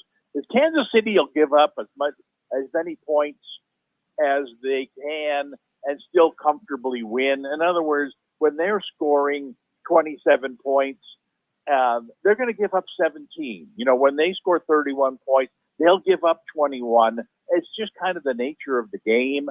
You only play good enough defense. I mean, why we busted our butt on defense? We're ahead 31-10 in the fourth quarter, and that's the kind of game that ends up, 34-24. Wow, I thought 49ers had a better defense than that. Well, yeah, they do. It's just they didn't really try, because they scored a lot of points. So I think that those three teams, they won't have to play great defense in order to be successful. I think the reason number two, and I think this is probably reflected in those week one lines, is the influx of rookie quarterbacks. I mean, the promise that these guys, have for teams that, I hate to, I'm going to have to throw your Washington team under the bus here. But the Bears and Washington, these types of teams where, oh man, this is ugly. Well, it's not going to be ugly anymore. The Bears certainly, you would think, they got to score 10 more points per game this year than they did last year. I mean, Washington with their, this quarterback who, certainly exciting. I mean, man, look at his college career. They haven't been, a super low scoring team, but their points per game have to go up by at least a touchdown. And like I said before about the good defensive teams have good offenses. Well, if the Bears start scoring more and the Commanders start scoring more, and some of these teams with the new quarterbacks start scoring more, I mean, the Broncos, if they start scoring more because they've put this new quarterback in there, then their defenses are going to start giving up more points. And then the scores are going to rise. So it's no surprise to me that some of these numbers are high because, like I said, I mean, if you looked at the matchups this year for week 1 and put last year's teams into those spots, I'm guessing that 4 or 5 of those numbers would be, 4 or 5, maybe even a touchdown lower, based solely on the fact that, well, this team's got a quarterback now and they're going to score a lot more points. And not only, and you have to remember, you know this better than me, that these totals are not a reflection of what some expert thinks is going to happen in the game. It's a reflection of what do the fans, what do the bettors think are going to happen in this game. And I just think football fans are very excited about this season across the country because there are more teams, especially the bad ones, there are more teams that are more exciting than they've been in a long time. Yeah, let's hope that plays out because the sport is definitely a lot funner and profitable when that happens. Your Washington team. The odds. Okay, so the odds-on favorite to concede the most points are the Cardinals, and I'll admit that's probably the worst handicap teams I've had in a long time last year. Is trying to figure out the Cardinals and pegging them to be much worse than what they actually were. A little bit of investigating and insight from a little birdie that I've been trying to feed off of says that this Cardinals defense could be historically bad. I'm not ready to pick any of these teams to on a bet to concede the most points, but does anyone stick out to you to be maybe just god awful defense wise?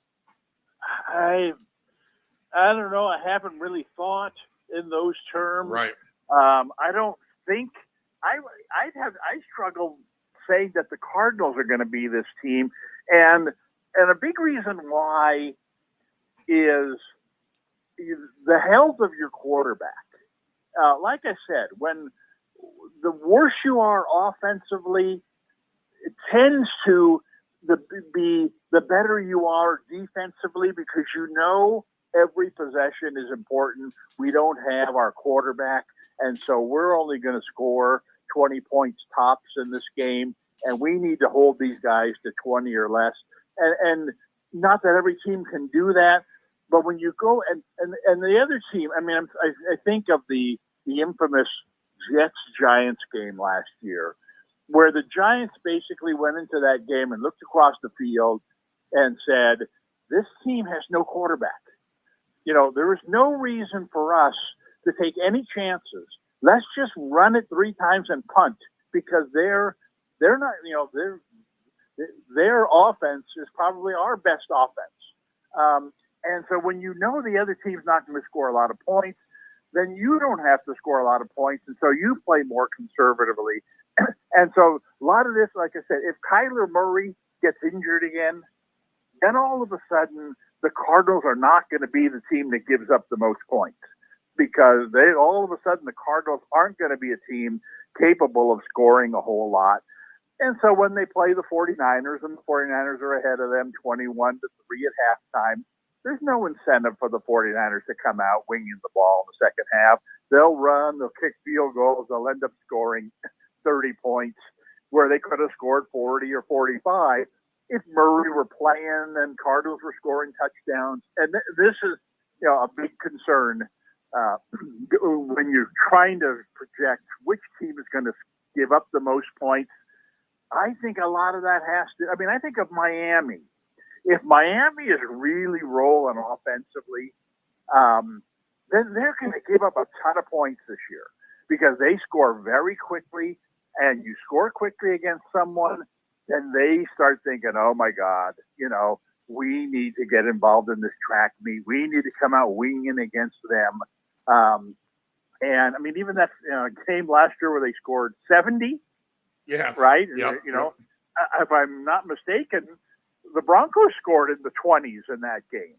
And the Broncos, were not a high-scoring team last year, and getting to the 20s all that often. But my point is, the more you score on offense, the more you give up on defense. It wouldn't shock me if Miami was a bottom 5 team defensively this year.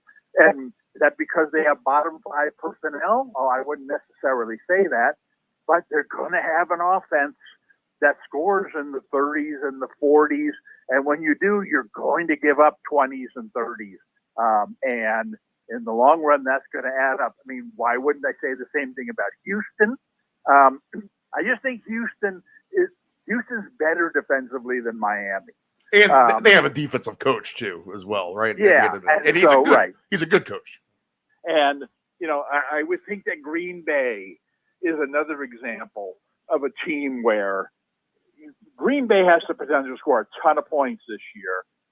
And if they do, then the opponent's going to score a ton of points. They're going to be a very, very fun team to watch. What keeps Green Bay perhaps from being this team that's going to give up the most points is the weather.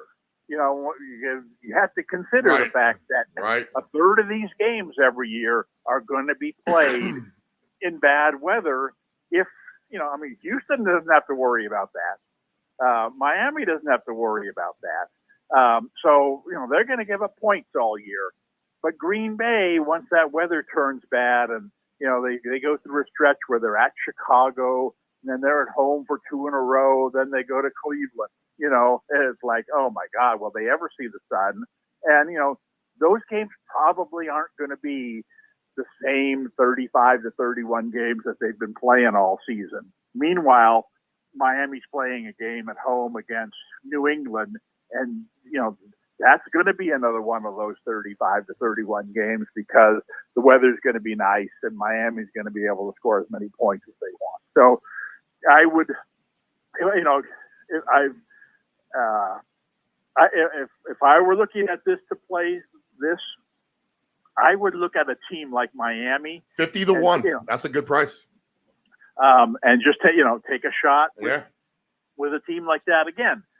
Not because they're bad defensively, but because they're so good offensively and they strike so quickly. Yeah, that's another underestimated aspect of all of this. It's one thing to be a high-scoring team like the 49ers, who will take the ball in the opening kickoff and 12 plays later, they'll punch it in, they'll get their touchdown, but half the first quarter is gone. Right. Miami will take that opening possession, then hand the ball to Achane, and 14-12 left in the first quarter, 7-0 Miami. Exactly. That's kind of one of the fun things on Sundays is as a fantasy player, you're watching the game that's on TV. All right, I'm watching the Lions and Packers. All right, and they just kicked it off, and they're announcing the starting lineup, the starting offense for the Packers today. And scrolling across the bottom of the screen is Miami 7, New England nothing. How in the world did they run the opening kickoff back? And then you see the little tag, Achane, 82-yard run. It's like, oh my goodness, thank goodness I drafted. So, yeah, 50 to 1. That's worth a shot, probably. At least $10 anyway, to win 500. I would say. But like I said, I'd rather take a shot with a long shot like that, have some fun with it, because it's so unpredictable. Like I said, the team that loses its quarterback becomes the favorite in this. I would say there's 10 different teams that if they lost their quarterback, I mean, even look at the Colts last year, and the Colts are going to lose their quarterback at some point. Right. They're going to come out and they're going to be gangbusters for 3 or 4 weeks. Then the quarterback's going to get hurt, and then all of a sudden, Jonathan Taylor's going to start carrying 25 times a game, they're going to do what they did last year. Try to win low-scoring games and get into the playoffs. So it's funny that it would come down to this, but the team that keeps its quarterback healthiest has the greatest chance of giving up the most points. All right, let me run some individual defensive prop numbers by you because I think I found a couple of ones that I really, really like. So let's see what you think here. I'm looking at over under 1.5 interceptions for the season. And the first name on this alphabetical list that I'm looking at that's going to stick out to me is Denzel Ward. A very good cornerback for the Browns. He's going to be in the division where he has Fields or Wilson.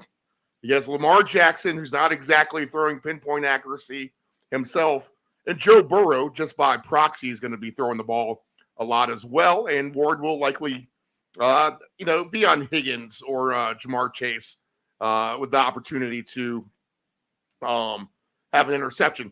So over 1.5 interceptions minus 136 for Denzel Ward. I love that. He could have that against the Steelers literally in one game. But this is a guy who I think easily gets closer to 5 interceptions minimum. What do you think about that? No, that makes sense. I think one thing that, and certainly there's stats for this that, I certainly don't have handy, is how many times are teams throwing at this guy? Right. And the old Deion Sanders shutting down half the field type of thing. Exactly. Yeah. When you're the top cornerback on your team, and now all of a sudden they're throwing the ball to the tight end more, to the other side more, to the backs more, and you're only getting 5 balls thrown in your direction. Your chances are you're not getting an interception when that's the case. And next week you come back and it's the same thing and it's the same thing. That to me is a factor that needs to be weighed into this is how good is your other quarterback? Because if you're a great corner and your other guy is a journeyman type guy, well, guess where the ball's going 75% of the time. And yes, 1.5 interceptions sounds like, well, you got to be kidding me. Right. I don't care if they don't throw to your man all season. The balls are going to deflect to you somehow. Or as you mentioned, crying out loud, they're going against Russell Wilson twice. The over-under interceptions against him by a single guy should be 1.5. Right. But I don't know. I think it's a much more complicated stat than because I can see where what you're talking about is that the number is going to be seemingly low on every player. I mean, who in the right mind would take under and any of this? Right. Sweat out every pass of an entire season, knowing that first mistake by a quarterback that gets this guy 1 interception. Now you're one fluky play from losing this ticket. There's 14 weeks left. It's like, why did I put myself through this misery, to win $25?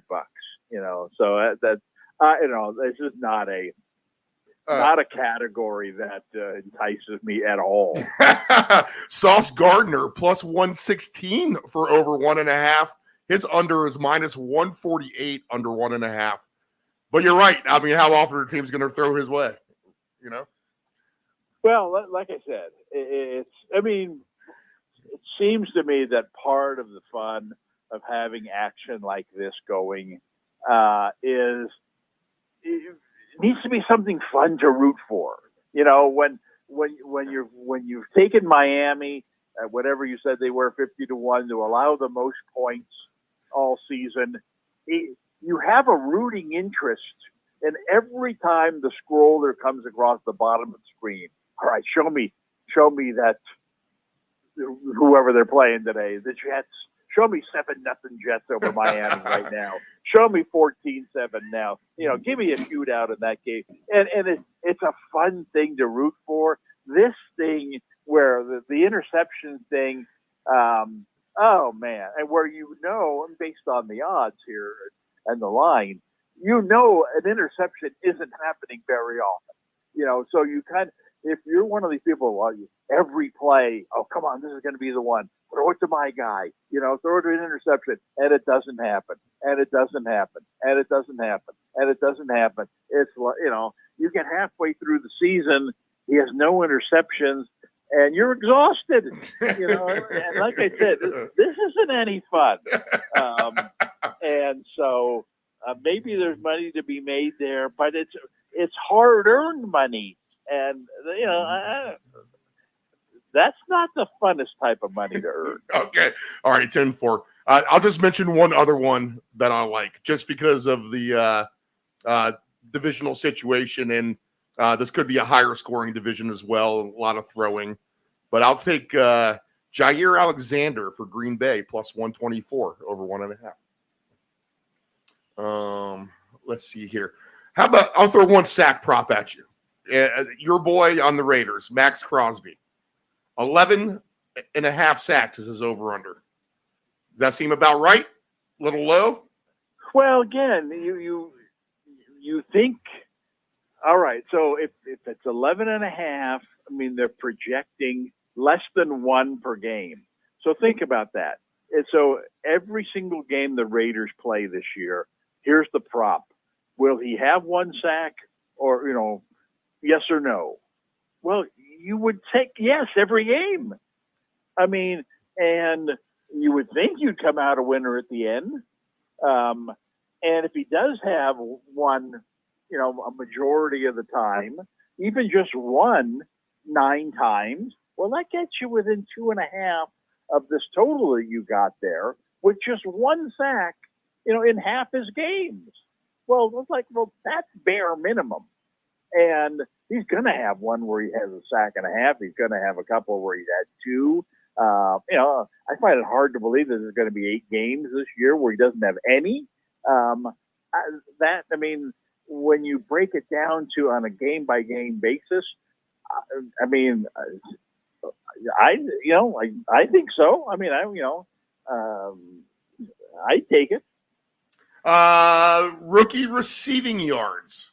The rookie to have the most receiving yards. Obviously this translates into fantasy, which one of these guys is going to step up and be a really good breadwinner for you at the end of the day. Do you have anyone in mind receiver-wise who's a rookie who could have the most yards? Well, there's an obvious pick. You would think that Harrison. He's the favorite plus 160. Yeah. He has a chance to be even a wide receiver 1 in fantasy this year. I think his dad's name factors into that oh man, he's going to be as good as his dad was. His dad was this great receiver. He had a college career that looks like he's going to be that good a receiver. He's on a team with a dynamic quarterback. I'm surprised he's not an odds-on kind of favorite. But there's as I've talked about before, there are there's a dozen of rookie wide receivers coming into the league who, in the right situation, could be that guy. And I think of Neighbors, not a great situation necessarily, but by far the best offensive guy on that team. A team that's not that good. The team is going to have to throw the ball a lot. I don't think, Daniel Jones is a terrible quarterback.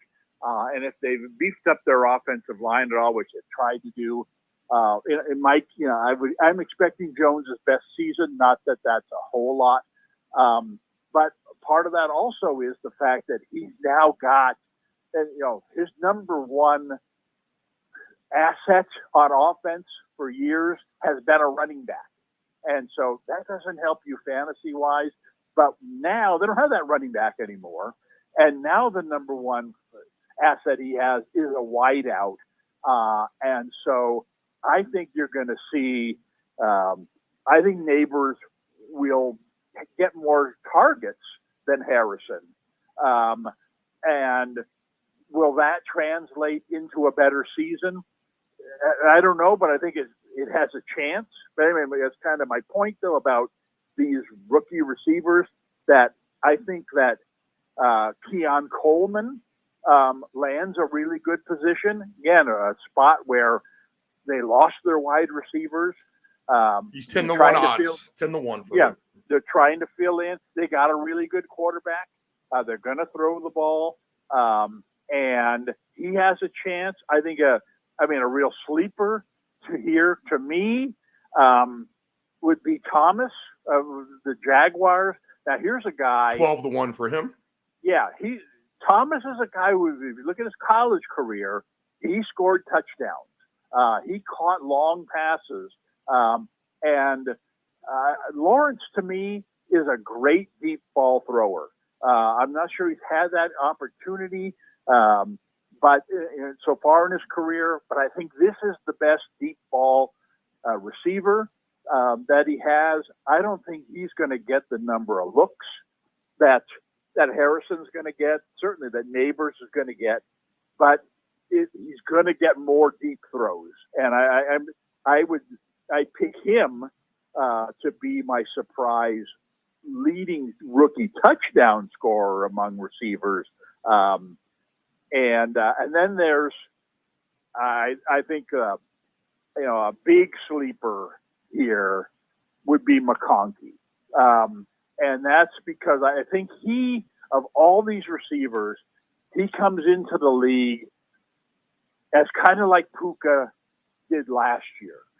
And that is a guy they're going to throw the ball to 10, 12 times a game. It's never going to be more than 10 yards downfield. But on sheer number, look at Puka last year. Did he ever catch a ball more than 10 yards downfield?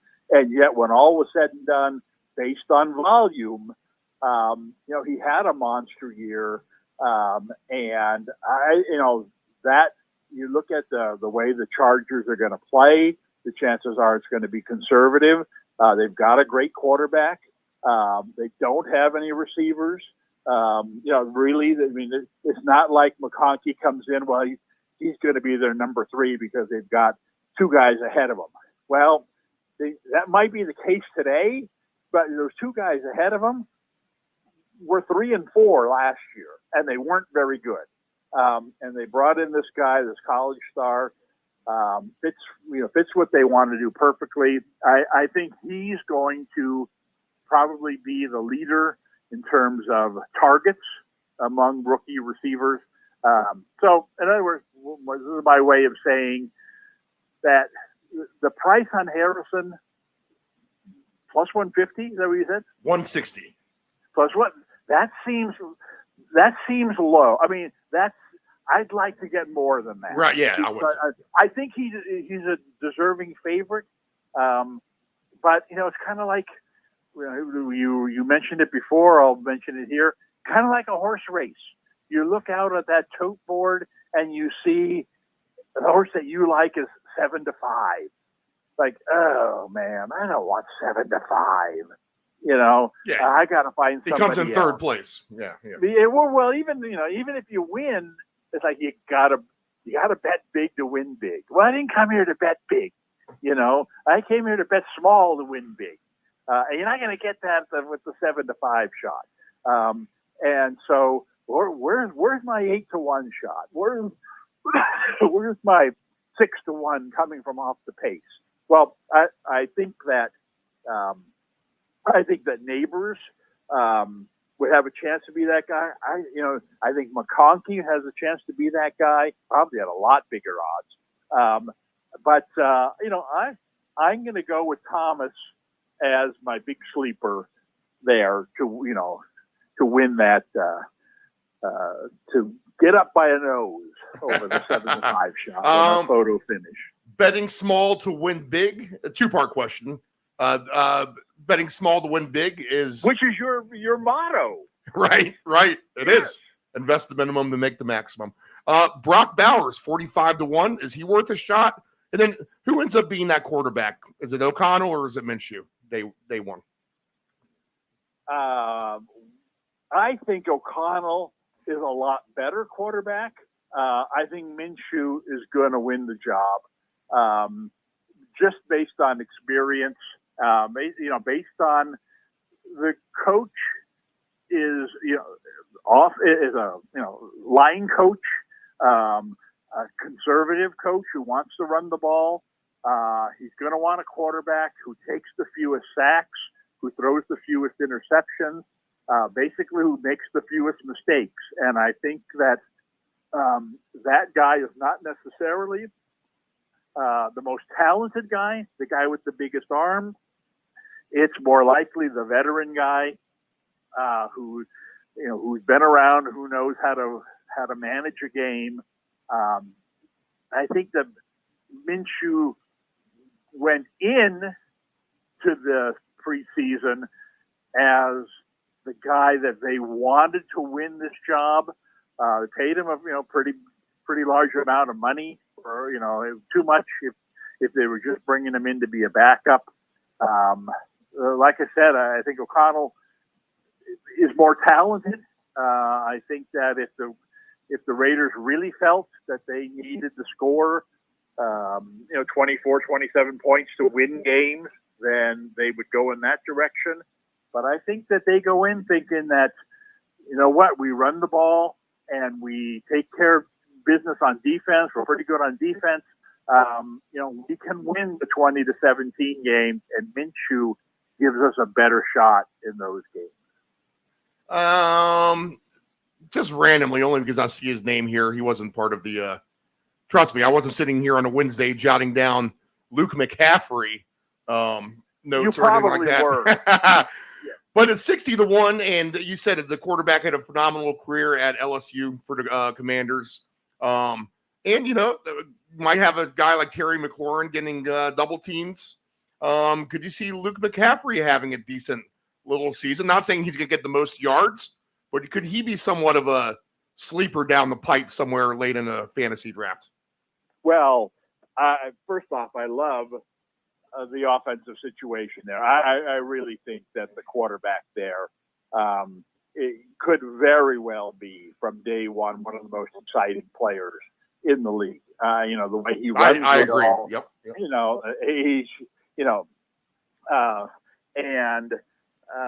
But the problem is that they have a decent depth of mediocre receivers. And so, yes, the one guy who is there one guy in the group that's going to stand out above the others? Well, chances are the answer to that is yes. I just have no idea who that's going to be because Dotson is also someone, you mentioned McLaurin. Dotson is also someone who's pretty good. Yeah, he's good. So I can see, at least for that first half of the season, if all three of those guys are healthy, that they spread the ball around among them. And remember, I have no idea how much they're planning on using this guy. I think it's going to have to do with the amount of points that they give up. I should have mentioned them as a team that could give up the most points because they're going to score a lot. Yeah, they're the second favorite to do that. Yeah, I think that's going to force Eckler onto the field more often than people think.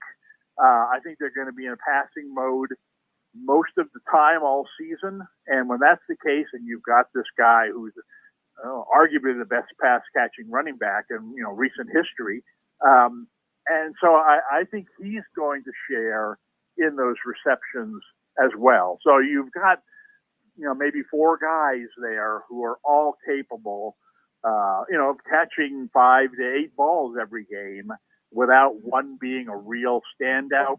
So it's going to be tough to be, a league leader, I think, among that group. I think it's going to help the quarterback be among the league leaders because he has a lot of decent options.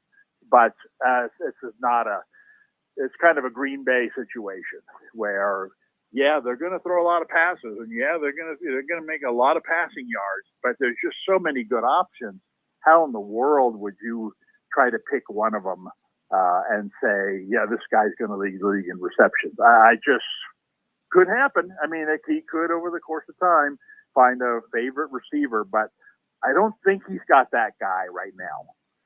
Last season, the Texans and Buccaneers were both long shots to win their division. I know you hate the divisional bets.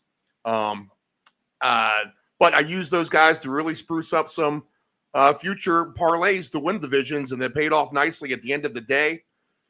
You hinted last week that you're not super high on Philadelphia, where probably most of the country actually is. I think we're both down on Dallas a little bit. So at 11-1, a sneaky Washington, perhaps to win that division, and then go ahead and say why you don't trust the Eagles going into this campaign. First off, I got 4 words for you. You gotta be kidding with the Washington. Right. And I'd say the biggest reason for that is because I think you misrepresented me there slightly by saying that I'm down on Dallas. Everybody's down on Dallas, but I think Dallas is going to win that division only because there's more urgency for them this year to do so than any other team in that division. They have the personnel to do it. Could it all fall apart on them like it did for the Eagles last year? I mean, yes, it could if they can't get these, contract things going. But these contract things tend to iron out. Right. And what they need to be convinced of is that, hey, look, let's have a big season here, then worry about our money, after the season. Because when we're Super Bowl champs or Super Bowl runner-ups or whatever, everybody will cash in on that next season. So I think Dallas to me is the favorite in that division. The reason I don't like the Eagles is because they flopped so badly. I mean, last year, it wasn't that they went from this great team to a team that was losing close games against good teams. It was ugly. I mean, right. They were, if you looked at their schedule, I remember toward the end of the season last year, saying or thinking that, their last 3 games are 2 against the Giants and 1 against Washington or something like that. It's like they're going to win their last 3 games, so they're going to win the division based on that. And then they couldn't even win those games. They had the big showdown with the 49ers and they got blown out. Right. It just completely fell apart. And what about this season says it's going to turn back in the other direction? I think that the loss of Kelsey, the big anchor on their offensive line, is going to be a huge thing because it is. I mean, one of their big advantages over every other team is that they played a different game. The chains were only 9 yards on an Eagles offensive possession because once they got 9, they got the 10th for free by sneaking the ball up the middle time and time again. And they don't have that anymore. And I don't know that they can be that same team anymore where they get down to the 2-yard line and they say, okay, we're just going to sneak it up the middle, once or twice, and we're going to get in every single time. I don't think they're going to be that team anymore. And they're going to have to play more of a real football.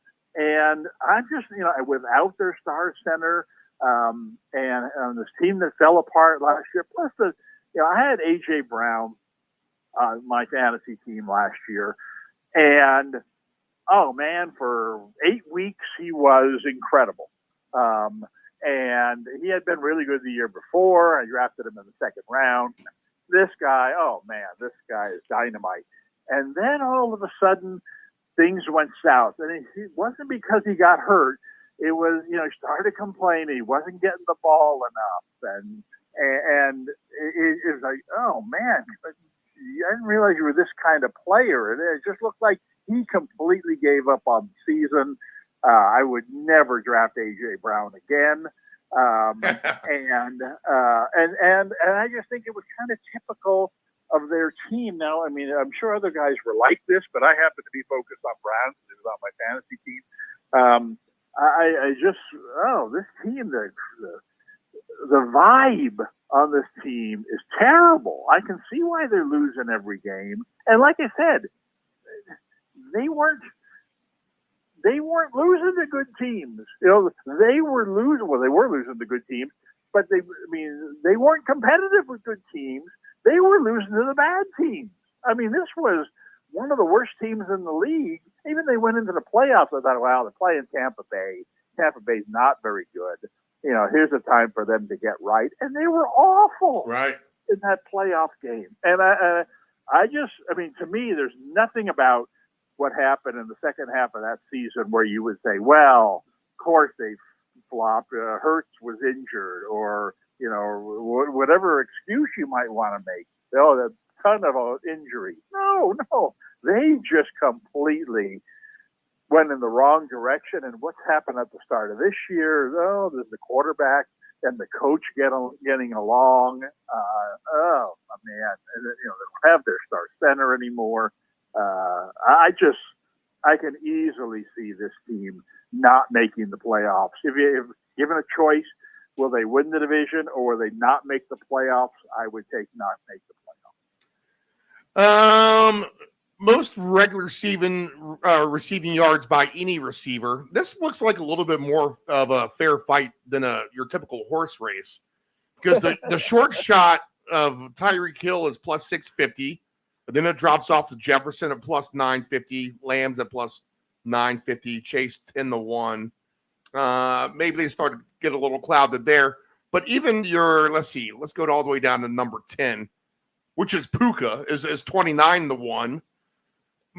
Most receiving yards this season, who do you have the most confidence in? Is it Hill, the favorite? Yes, it would be Hill. I've been very big on Hill. I've never had him on my fantasy team. I expected last year when I was picking fifth that he was going to be the guy I ended up with. Right. And I was going to be very happy with that. And then he went fourth right before I picked.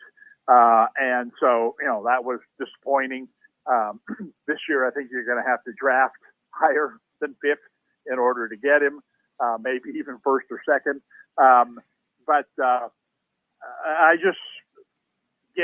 look at that Miami team, and they weren't able to sustain it necessarily over the course of the season.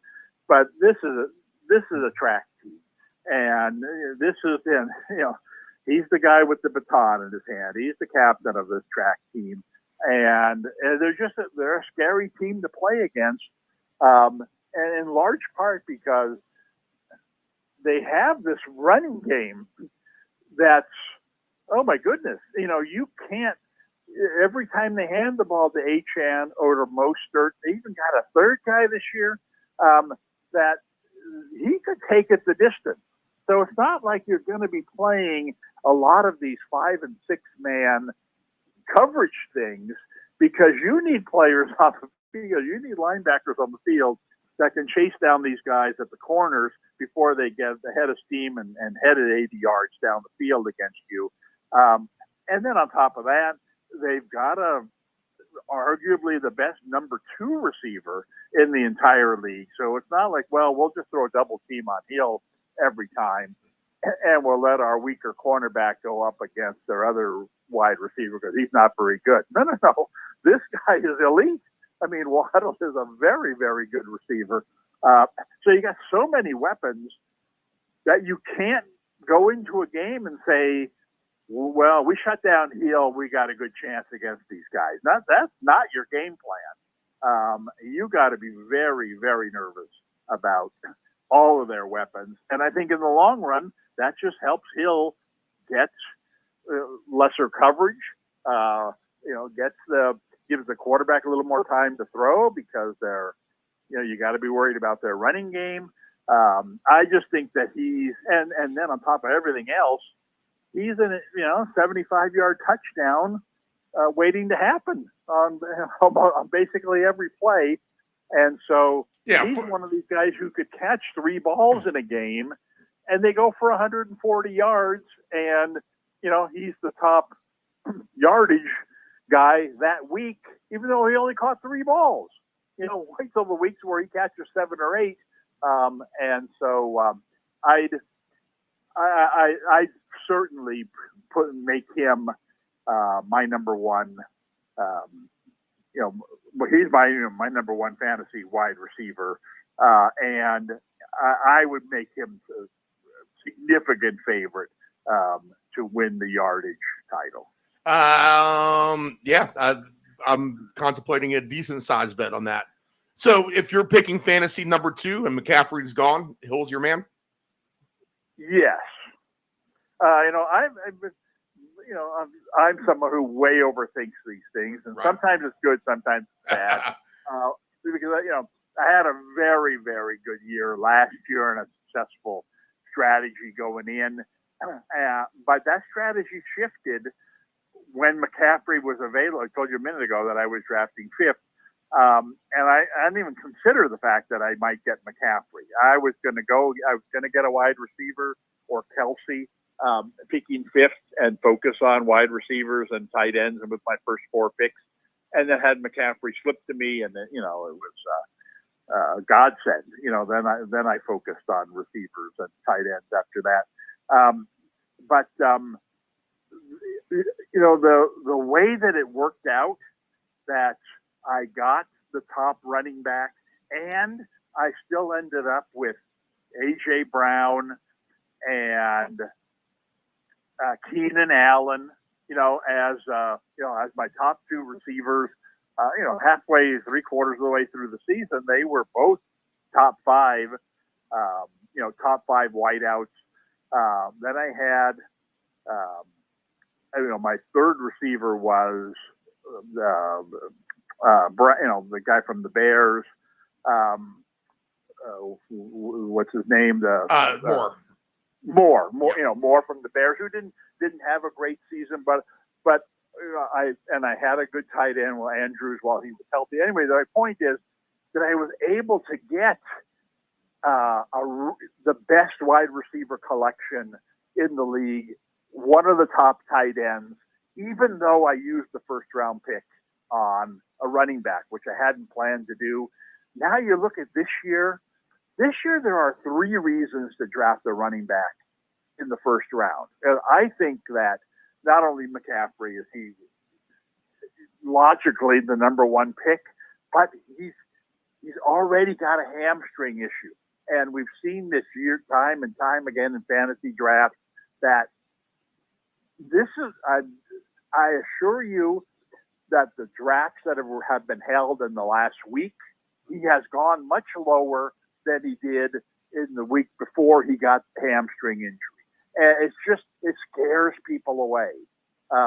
It's scaring people off of Lamb, the fact that he's not there. Should you really be scared about these things? I don't think so. I mean, McCaffrey's injury is not serious. Lamb will be back, in my opinion, by opening day. They should be 2 of the top 3 picks, but it's happening. If I pick 5th this year, I'm going to go with a much more open mind that, McCaffrey might slip to me because people are afraid he's going to get injured again. And it's crazy. Anyway, but so other than McCaffrey, this year you've got Hall and you've got Robinson as 2, I think, really, really stand out running backs, guys who have a chance to be the number 1 running back when all is said and done. And the reason for that is what great pass catchers they are. We all know for running backs, and this has helped McCaffrey, obviously, over the years, that catching passes is, worth your weight in gold if you're a running back. Bijan Robinson is a great pass catcher. He's a big-time guy. On offense now, it should be a whole lot better than it was before. And he was pretty darn good last year as a rookie, as a guy that you could really focus on, team that had no quarterback. I think the sky's the limit for him this year. I also think with Breece Hall that he might be the best pass catcher of the three. Caught a lot of passes last year with the worst quarterbacks in the league. Now he's got a quarterback who's made a career dumping the ball off to Aaron Jones and his running backs. Nobody throws the ball more to his running backs in stride, no less, than Aaron Rodgers as he's gotten older. Maybe he doesn't throw the ball as well down the field. I'll tell you what, he's going to, if that means throwing more to the back. I mean, Breece Hall could be, a record-setting number of catches for a running back. I think all three of those guys, if you could get them in the first round and then turn around like I did last year and focus on your wide receivers and tight ends, the more and more that I'm thinking about it, the more and more I'm thinking that's going to be the direction I go. Anyway, so that's my long-winded answer to getting back to who are the guys at the top of the draft. And to me, I would take Tyreek Hill, McCaffrey first and Tyreek Hill second. But after that, I'm going to have to strongly consider taking one of those two running backs.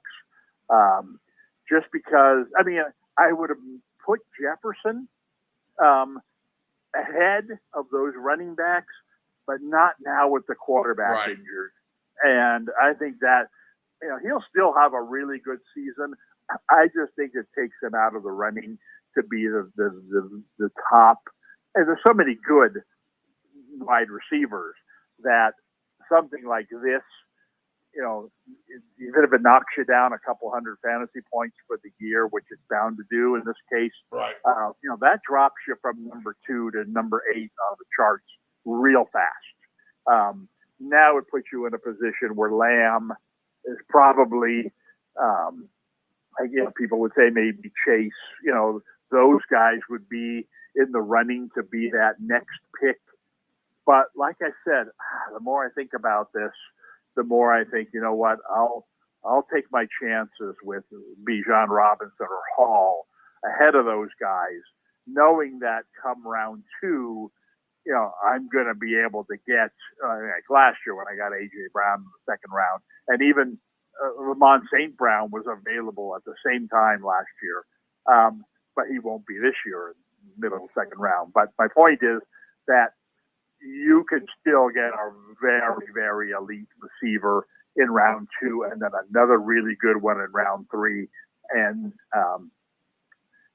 so who's my number 3 pick behind McCaffrey and Hill? Well, you can go in 4 different directions as far as I'm concerned there with Lamb or Chase, or as more and more that I'm thinking, Hall or Robinson.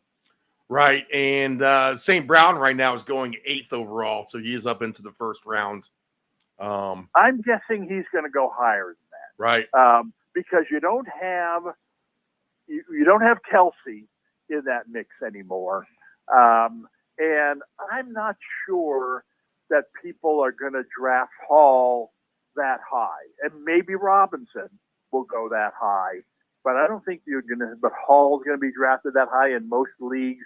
I also am not sure what people are going to be thinking about Jefferson on draft day. Because it's one thing to say that, I just mentioned this with McCaffrey's injury, with Lamb's holdout. 75% of fantasy drafters are of the mindset that, what have you done for me lately? What's the lasting in my mind, the lasting impression that I have of you when it comes time to pull the trigger on you as my first pick? And I just think, given the fact that there are a lot of good options, that the first thing that's going to come to the mind, if you were drafting today, oh man, McCaffrey's already hurt. Oh man, is Lamb even going to play this year? Oh man, Jefferson lost his quarterback. I think that is going to impact 75% of fantasy drafters and get them to say, you know what? No, I'm going to go with, Chase, or I'm going to go with Bijan Robinson, or I'm going to go with St. Brown, more of a sure thing. And in the long run, that benefits those of us in the other 25 who are not the short-term thinkers. We're more the long-term thinkers. And so like last year when I got McCaffrey as the number 5 pick, you just have to be flexible in your draft come draft day, just because you don't really know what these other people are thinking. You know what the experts are saying, you know what the magazines are saying, but you just don't know the other people in your league and just how much are they going to be willing to say, all right, I'm going with McCaffrey. I know he's already gotten hurt. And I just think more people than not are going to say, not with the number 1 pick. I can't do that with the number 1 pick. I need to go with more of a sure thing. And then that filters down to 2 to 3 to 4. And so you're picking 5 and you're thinking that, he's not going to be there or Lamb's not going to be there. I wouldn't etch that in stone. Well, you're not super high on this player either, from what you said last week, but his draft stock is dropping because of his injury in the preseason, and that's Jahmyr Gibbs for Detroit. I think he was number 8 overall last week, now down to number 11 overall in the drafts. Yeah, I like him. He's in many ways similar to Robinson and to Hall, in the sense that he's as good a pass catcher as he is a runner. And so that's a good thing. Problem is, when the Falcons get the ball inside the 10-yard line, they hand the ball to Robinson. When the Jets get the ball inside the 10-yard line, well, they're either going to hand the ball to Hall or Rodgers is going to flip it to him out of the backfield. You're pretty confident that this is where the ball is going to go. If it's going to go to a back, it's going to go to one of those 2 guys. Detroit, that's not the case, because in Detroit, your man Gibbs is maybe not even on the field, because they have such a good weapon in go ahead, tell me the name, whose name's escaping me, the running, the touchdown scoring, Montgomery. Montgomery, yeah. Montgomery, he is to Detroit what Hurts is to Philadelphia, and that is this touchdown stealer. He's going to get 15 touchdowns, and Gibbs is going to catch more passes. Gibbs is going to get more overall yards, probably by a long shot. But Gibbs is going to lose 15 touchdowns, or maybe 10, to the other running back. And I'd say the same thing about Barkley this year with the Eagles. Man, this looks like a really good situation for him, because he's going to be the guy who gets majority of the carries for them, but not at the goal line. You got a quarterback who scored 15 touchdowns last year. And even if they're not pushing anymore, he's still going to get half that total, and you just can't give away that many touchdowns and be compete with the top level running back. So I'm not as big on Gibbs, even healthy, as most people are. And now, again, these injuries in the preseason tend not to mean that much, but when they happen to McCaffrey, who has an history of injuries, or when they happen to a little guy like Gibbs, where people say, well, we didn't draft him because he's a small back, and small backs get hurt. Well, Didn't get hurt last year, but oh boy, maybe they're right. Here he is. He's already gotten hurt this year. I mean, so you were correct in assessing that I'm not as high on him as most people. I'd rather take Montgomery much later on than, because if either one of them gets hurt, the other guy becomes one of the top running backs in fantasy. And who's the guy who's most likely of the two to get hurt? Well, that's easy. He's already gotten hurt. I mean, if Gibbs were to get hurt, if this became a lingering thing, Montgomery immediately becomes, a running back of a second round type pick that you're going to get in the 4th or 5th round. So, that's the way I would draft those two. A player that seemingly got better week to week last year. It's just stronger as the season goes. And I'm going to expect him to continue that trend to probably get better and better with his stock being higher than where I think he is being drafted right now, which is 26 overall, is Isaiah Pacheco for Kansas City. Does he improve his game off the good season last year? Yes. I mean, he's in a group that, I think maybe even at the head of the group of about, I'd say 8 to 10 running backs that I would consider the second tier behind my top three, repeating myself, that, my top three being McCaffrey, Bijan Robinson, and Hall. Then there's, like I said, maybe a group of 10. I'm going to say in that group, I would put Taylor, probably Gibbs to some degree. Williams from the Rams would definitely be in that group. I'd put Achane in that group. I know a lot of others wouldn't, but I certainly would. He's running back number 10 right now. So, but Pacheco, everyone's putting Henry in that group.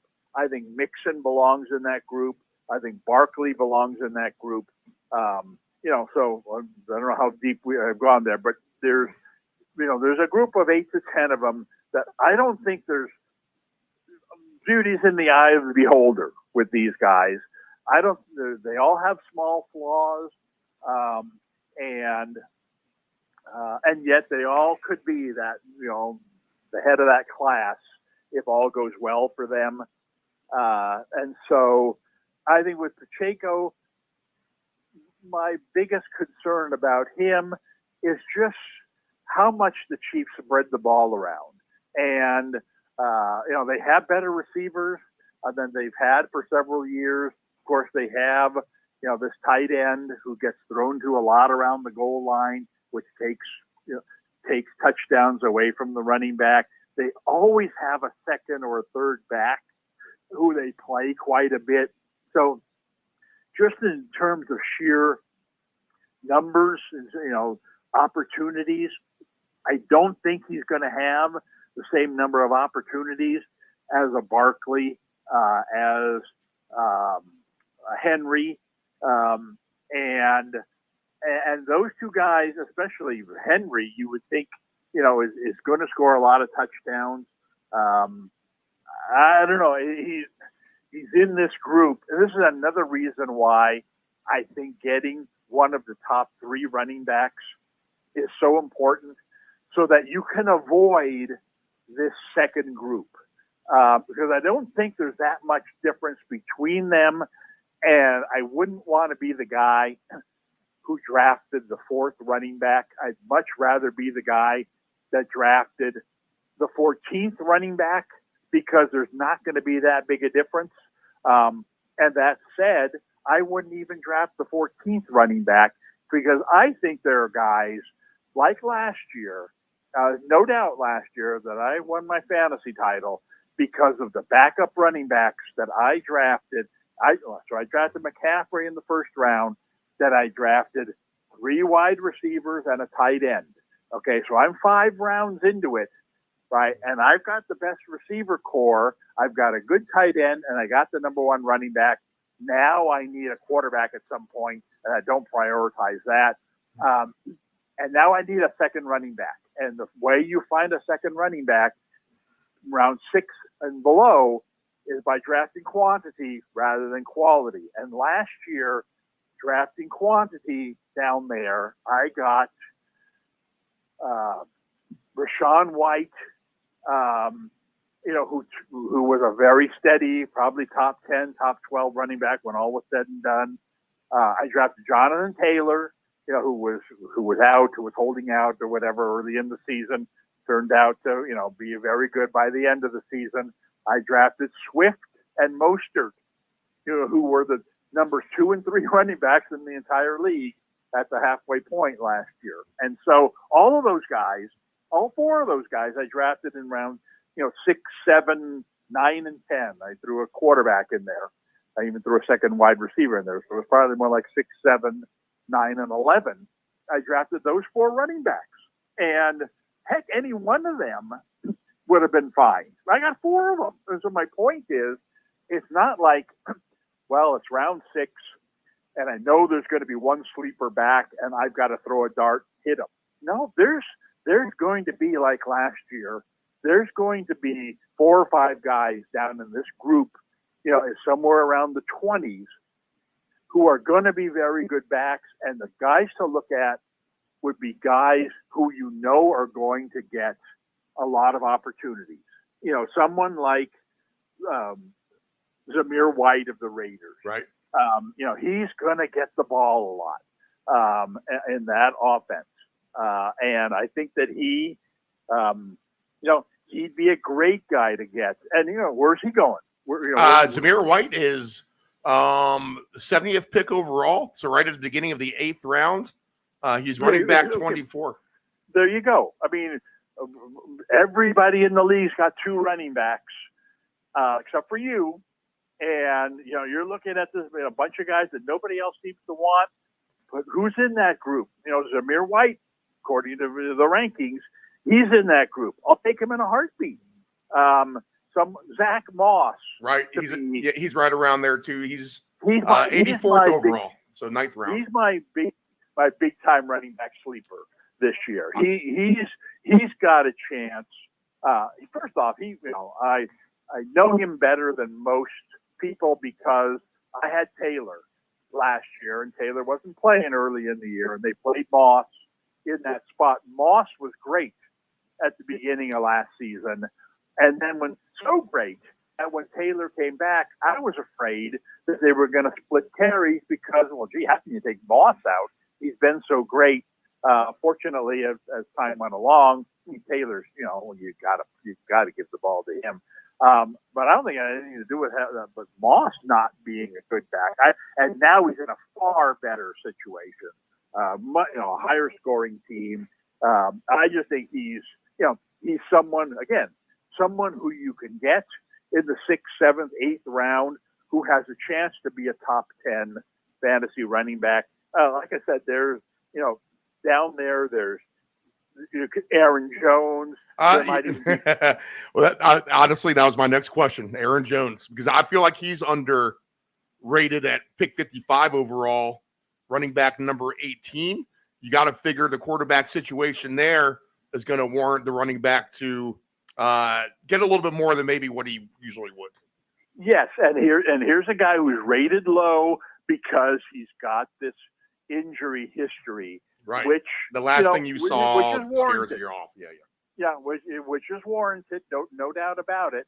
But when you draft him in the 6th or 7th, I mean, it was similar to Mostert last year. Who in their right mind? I remember a couple of years ago when Mostert played for the 49ers, and I was talking him up. He's my big time sleeper. He's going to be the 49ers starting running back. He's going to be much better than people thought. And they played the Jets on opening day. First play of the game, they pitched it to him around the right end, and he ran for 10 yards. And I thought, oh, man, this is great. Here we go. And the second play of the game, they ran the same play.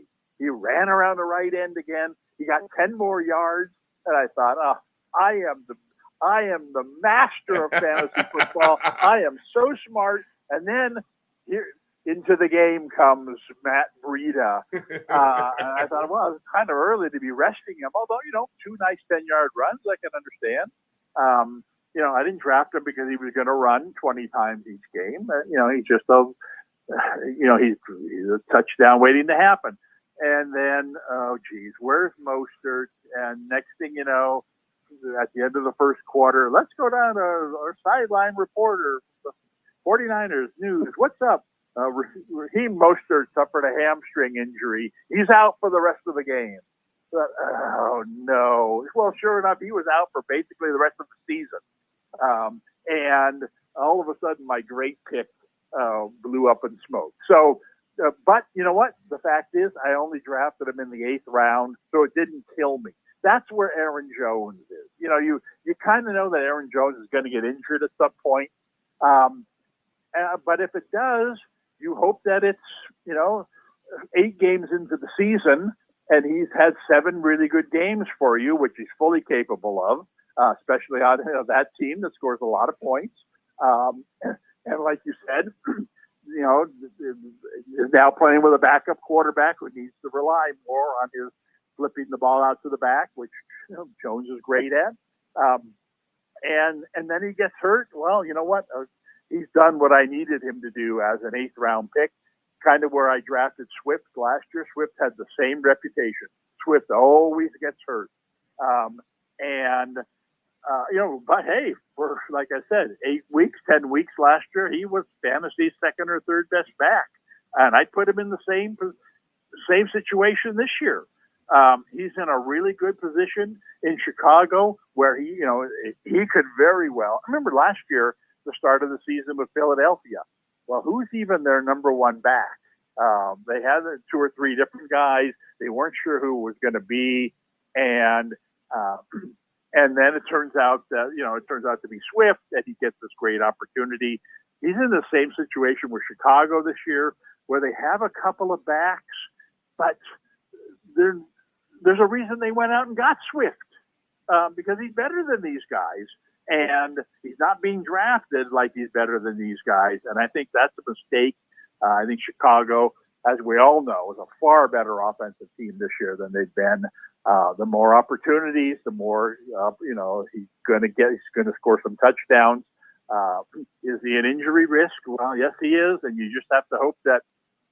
Even though last year I don't think he got hurt, certainly not seriously, but you just have to hope that, well, if he gets his injury in the 4th week of the season, that he's back by the 8th week when Jones gets injured, and I can just tag team him. And that's what the advantage you get by drafting some of these guys when you already have 3 wide receivers, when you already have a good tight end, and you don't need to worry about those positions anymore.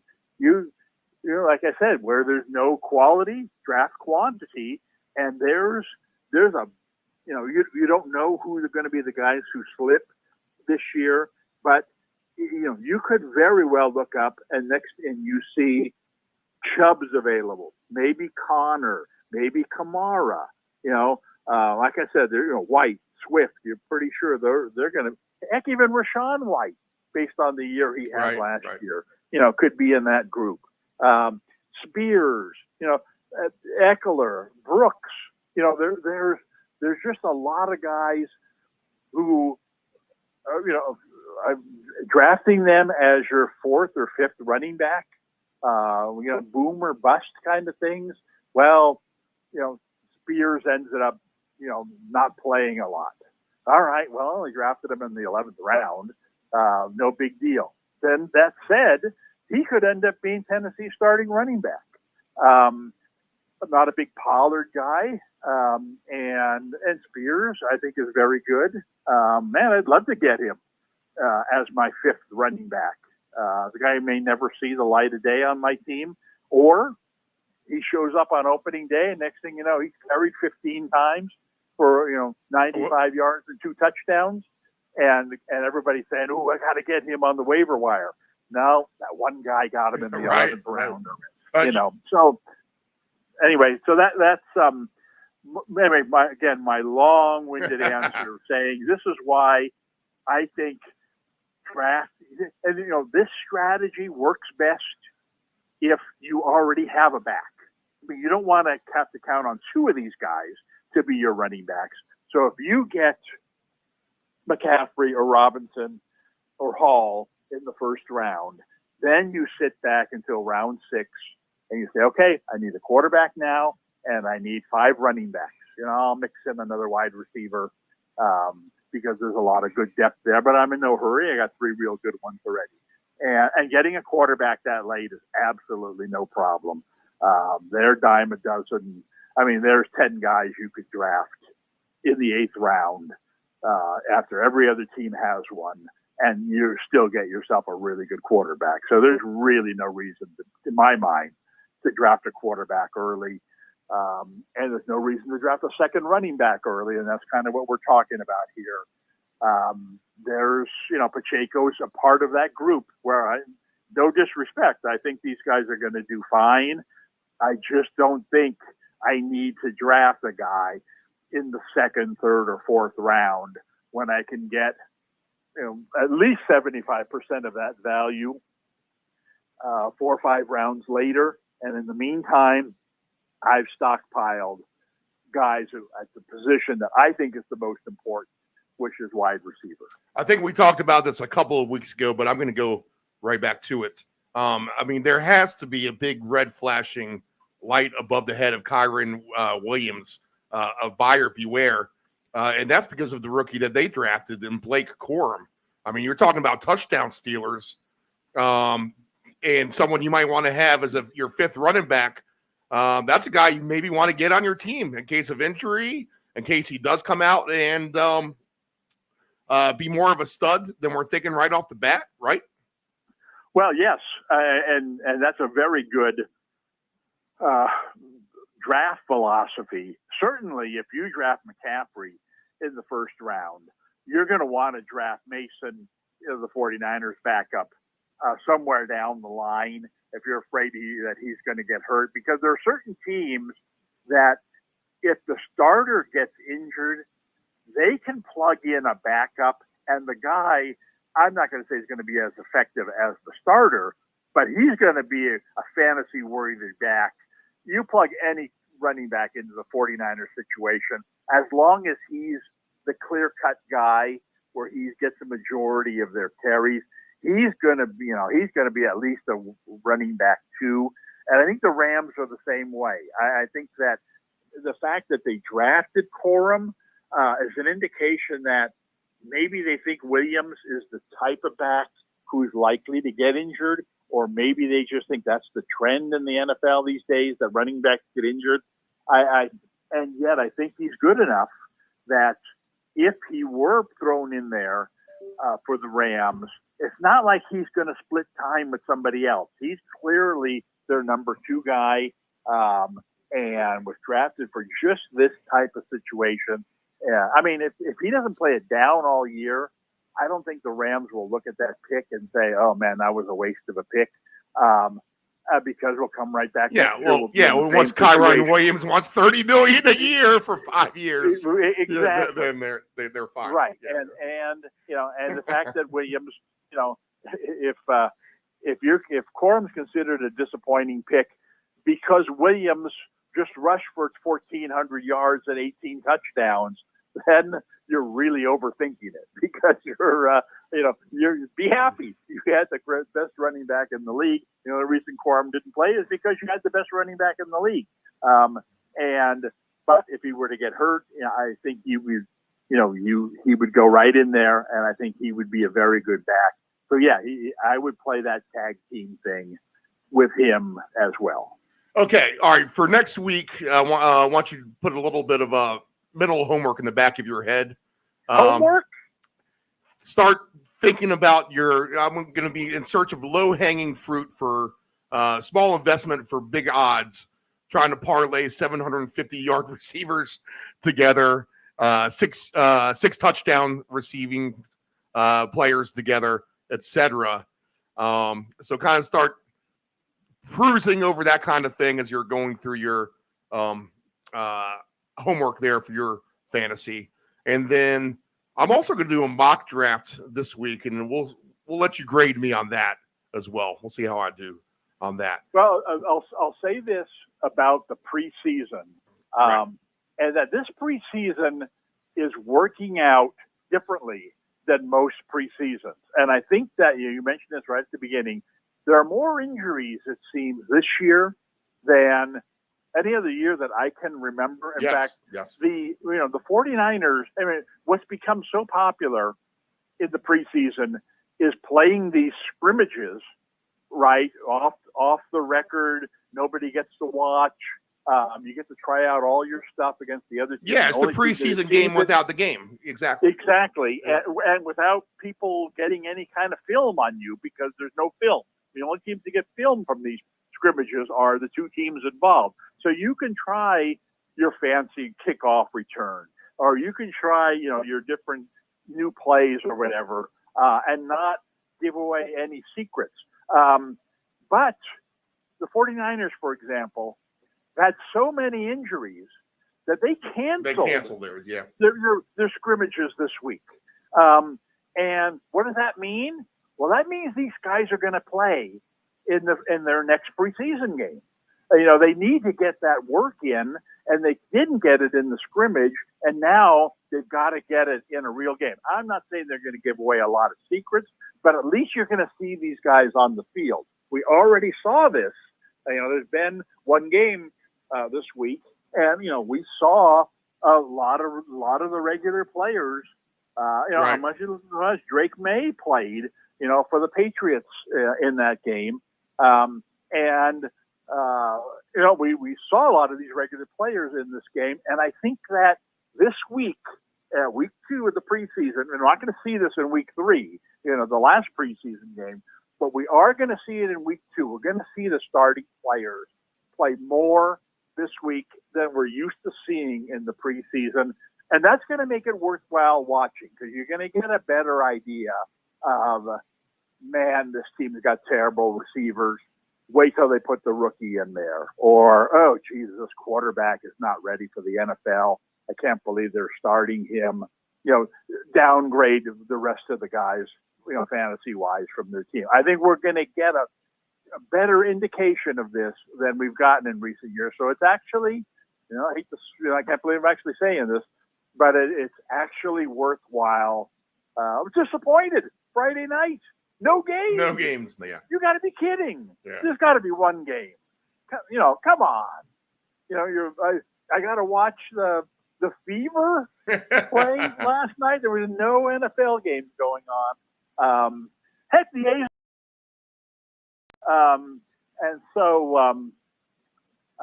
But anyway, I think that there's worthwhile watching in this week 2. You could learn, even just 2 or 3 tidbits of information, guys to put lower on the list, guys to put higher on the list. That could make a big difference. You know what? I kind of wanted to ask you that this week, but in my head, I was like, let's give that another week to pan out. Someone that could have been, a team, a player off your radar that's climbed on there. So we'll get into all that next week. Yeah, well. Good time for it. Yeah, good time for it. All right, Dave. Golden stuff, man. I appreciate it. Okay. All right. Time. Have a good rest of the weekend. That'll wrap up our show for this week. We thank you on this August the 18th, 2024. First innings underway in Major League Baseball if you're listening to us live, so good luck there. And go ahead and click for the replay anytime that you would like. The website, of course, is DeepEnd, DEEPEND, like the deep end of a swimming pool. DeepEndBroadcasting.com. Go to our YouTube channel, DeepEnd757 Broadcasting. Click to subscribe, and this content is completely replayable until we come on the air next Sunday morning, right around 10:30, 11 o'clock a.m. Eastern Standard Time. And replay to follow for that. Week 1, we will be live 7 a.m. Eastern Standard Time on that first Sunday NFL Week 1, and we will have every angle for every game possible. We look forward to it. This is the Round Robin. I am Stephen Murray. We'll go ahead and cue up the pie tasters. We thank Dave Del Grande. We thank the Ants Man with his fabulous perspective as always. And, of course, Nephew Dave was in studio as well. All right. Have a good rest of the weekend. Good week ahead. and click for replay anytime until next weekend.